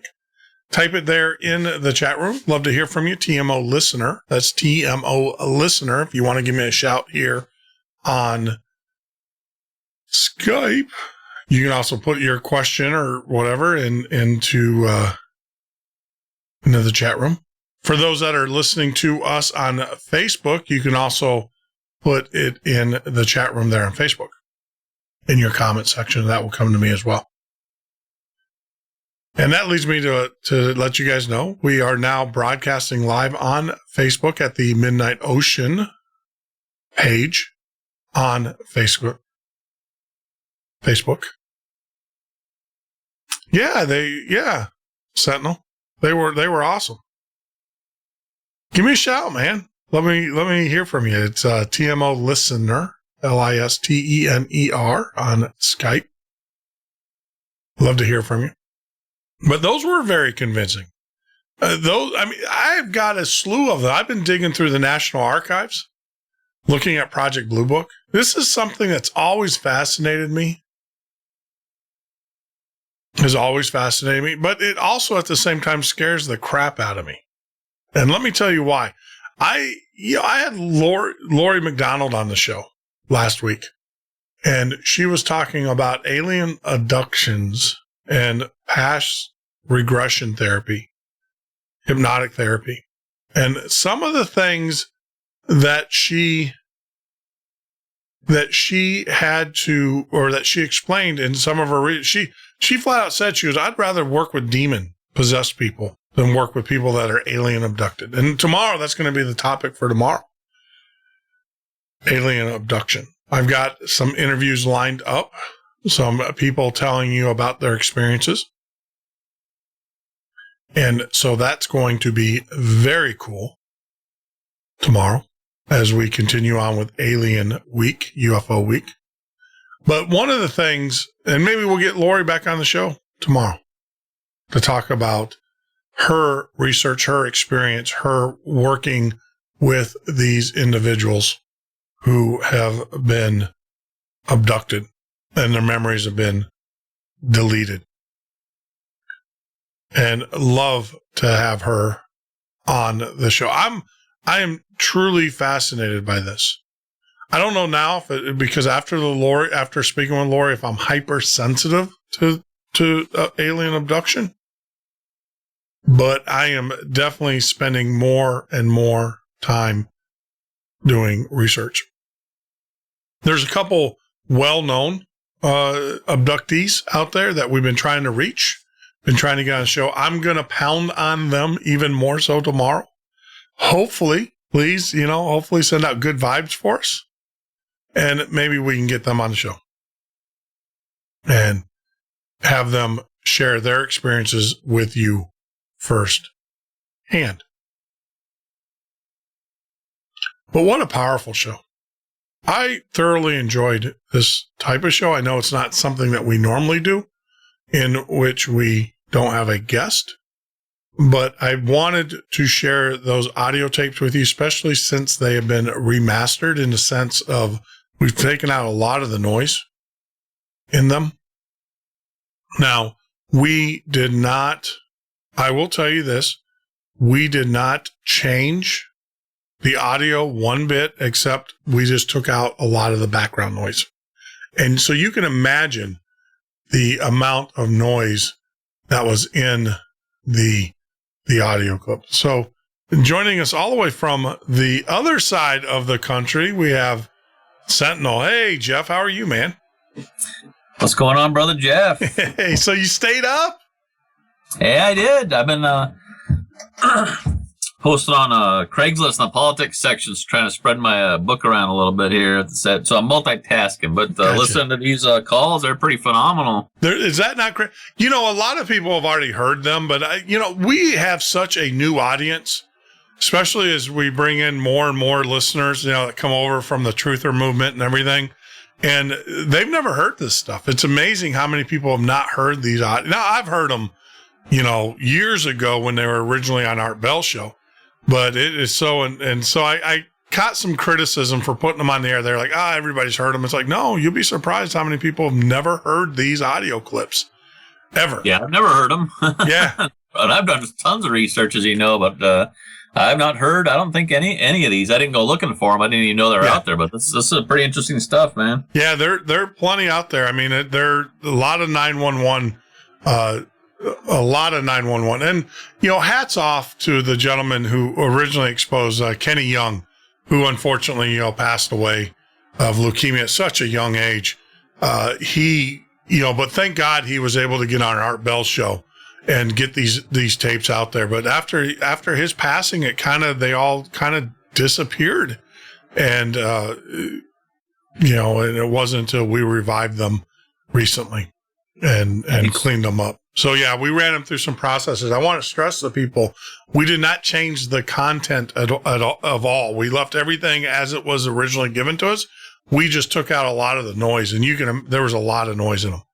A lot more noise than what was out there. So yeah, it's interesting.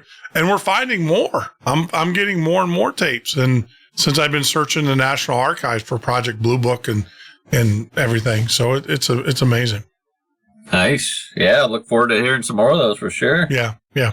So tomorrow we have on top, we're going to talk about alien abductions.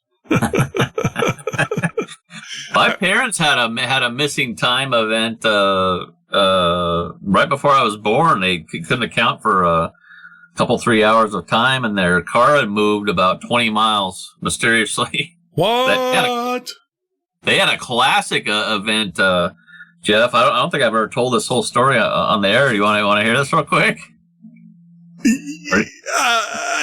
What are you doing tomorrow? I could probably pop back on tomorrow, but it's pretty interesting stuff. Let's save it for tomorrow. Because I want to hear that.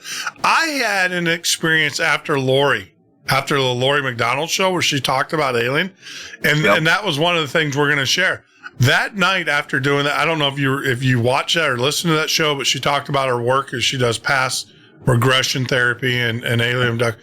I had something really freaky happen to me as well, and I'm going to share that with the audience. Now, the thing is the minute I woke up the following day, I documented the crap out of it with Laura. I sent her an email.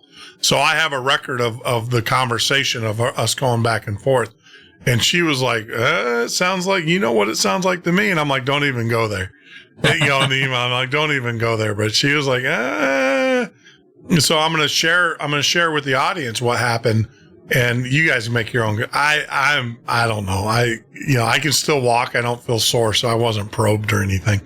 That was a good one. So yeah, we're trying to get Whitley Strieber on, and we've got some other people too.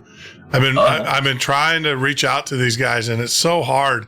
I mean, this week was actually set back for UFO.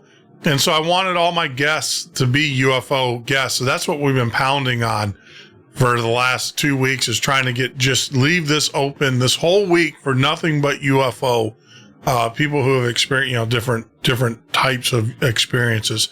So that's why our guest list for this week is wide open, because we're still working on. We've got a few that we're still pounding on, and I think we're going to get a couple.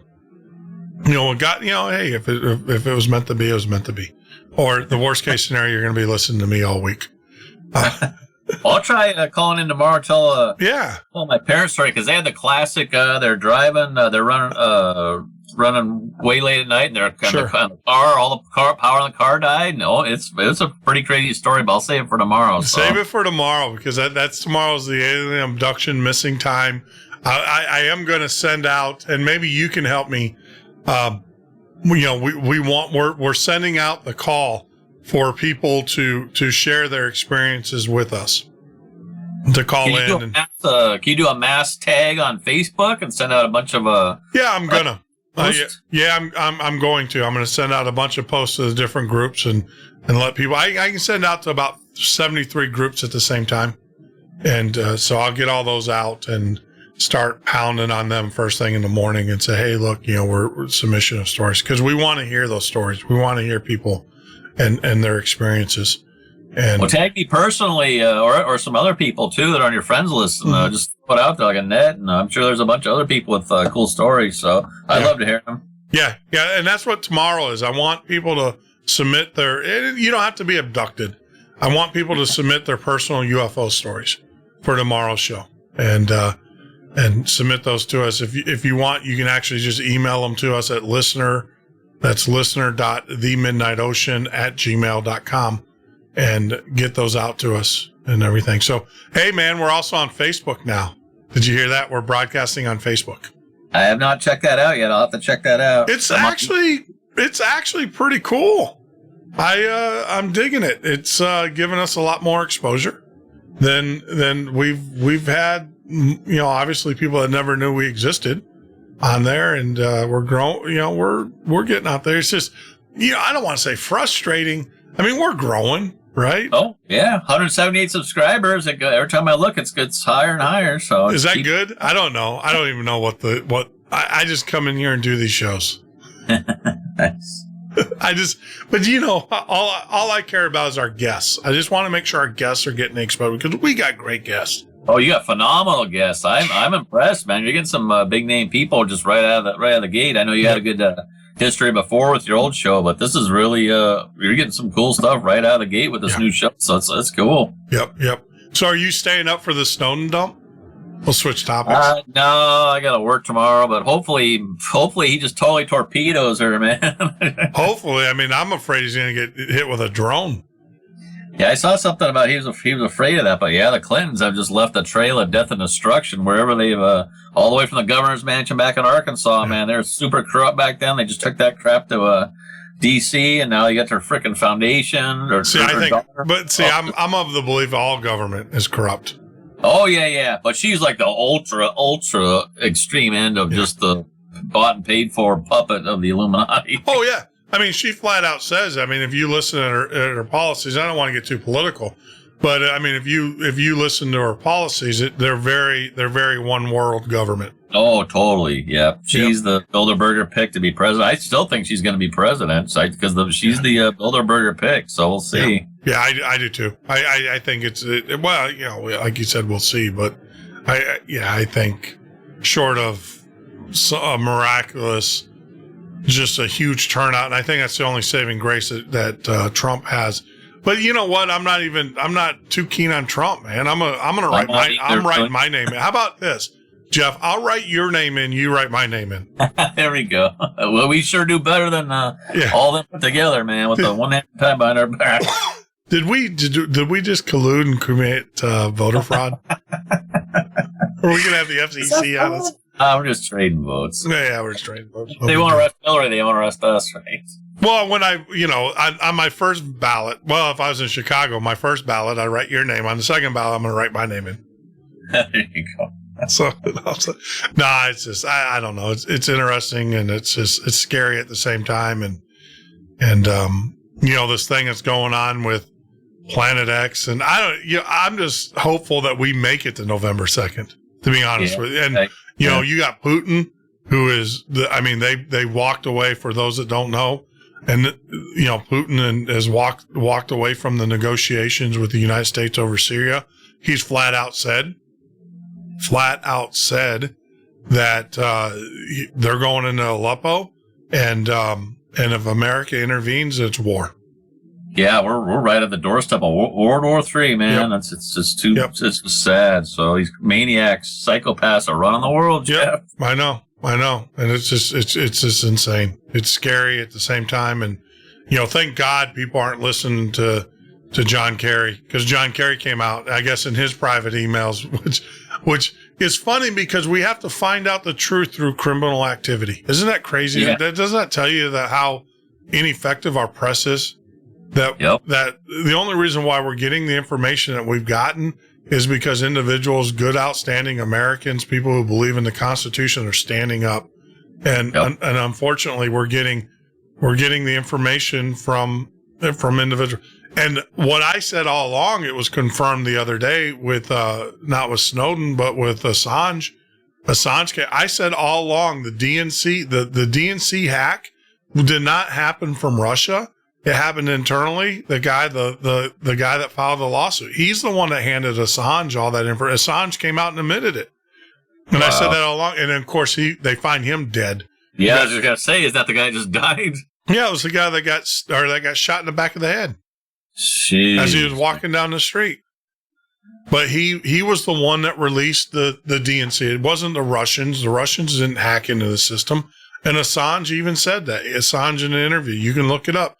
Assange didn't say, I was handed to them directly from this guy, but he's like, the information came from an inside source and the guy's now dead. Okay. So inside source, DNC guy who's filed a lawsuit against the DNC, and the guy just died 3 weeks ago or was shot in the back of the head as he was walking. Wow. So, yeah, it's just crazy. It's just insane. But once again, I guess the big data dump is here in 2 hours or another hour from now. Nice. I can't wait to see what he's got to say for sure. Oh, they're gonna, but I don't know. I mean, I think most people they don't care if she's a criminal or not. Yeah, it's pretty sad, sorry state of affairs. Yeah, man. They don't care. Just like, but also with the Trump supporters, they don't care the fact that he declared bankruptcy and screwed all those people out of, good, hardworking Americans out of all that money. Yeah. See, my thing is I just think Donald Trump wants a seat at the table, and the only way he's going to get a seat at the table is if he gets elected president. And he thinks, I don't think they'll ever let him sit at the table. He'll always be at the little kids' table. And, Hillary just wants to fulfill her obligation. Oh, yeah. They've been grooming her for years to be the first woman president, the most corrupt woman in history of America. Yep. Absolutely. I mean, it's just insane. It's insane. Yeah. Well, my friend, take care of yourself. Call me tomorrow. I want to hear about your parents' alien, their missing time. I don't want to say abduction, but their missing time experience that they had. And that goes for you guys out there too. If you guys have a missing time or an abduction story or whatever, tomorrow is the day to tell it. And we're going to be broadcasting this out starting first thing in the morning to let people know. And we'd love to hear from you. I'm also probably going to open up a couple phone lines on the hybrid tomorrow. Even though I don't use the hybrid anymore, I might open them up just to accommodate some of the calls. So. Nice. All right, man. Well, you take care of yourself. All right. God bless, Jeff. All right. God bless you too. And hey, man, I can't wait. Your book. I know you've been working hard on it. So good job. For me, coming around, it'll probably be another year, but I am working on it right this second. So. All right, man. All right. Hey, and good to see you in the group, in the chat. All right. Everybody behaved because the Sentinel was in the house. Bam. Bam. All right, man. Take care. All right. Later. Yeah. Bye. So that was our good friend, Jeff Hayes. And so tomorrow's going to be a great show. We're going to be talking about missing time, alien abduction. Tell your friends, tell your families. If you are a member of a group who has missing time or alien abductions, let them know. We'd love to hear your story live right here on the air at the Midnight Ocean radio show and podcast. Wow. So it kind of ends up our night. What a great show, I think. And I'm very happy that a lot of you guys did not hear those audios before tonight, because it just confirmed what I kind of suspected. We can't assume, some of us guys that have been around Art Bell for so many years and around this movement for so many years can't assume that everybody else coming into the movement has ever heard these things. So that is what we need to do. It is our job to carry the flame forward. So once again, I'd just like to say thank you. Good night. Thank you to our good friends over there at Live Ninja who are providing our SMS. You guys need to use that SMS a little bit more. Love to hear from you. You can SMS me during the day as well, and I will get back to you. I do promise. But like always, take care, be well, and more importantly, be loved.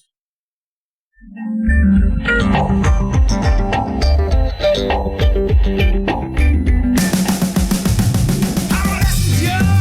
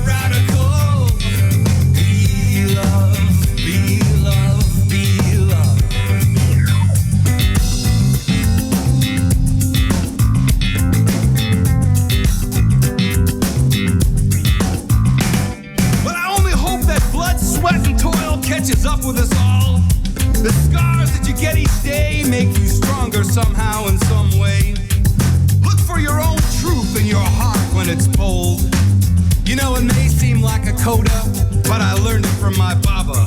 It's not what you believe, it's what you do. It's what you do. It's what you do. What you doing now?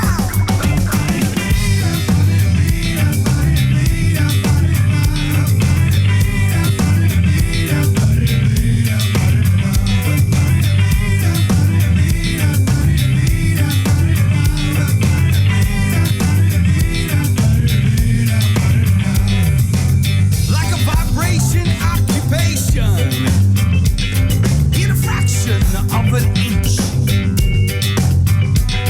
And loving all is one.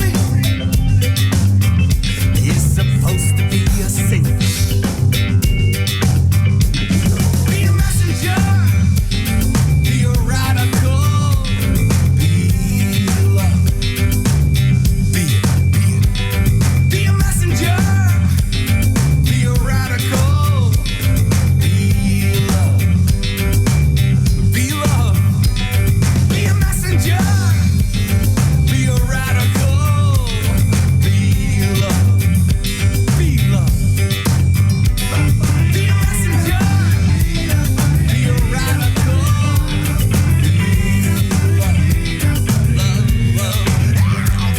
be a messenger, be a radical.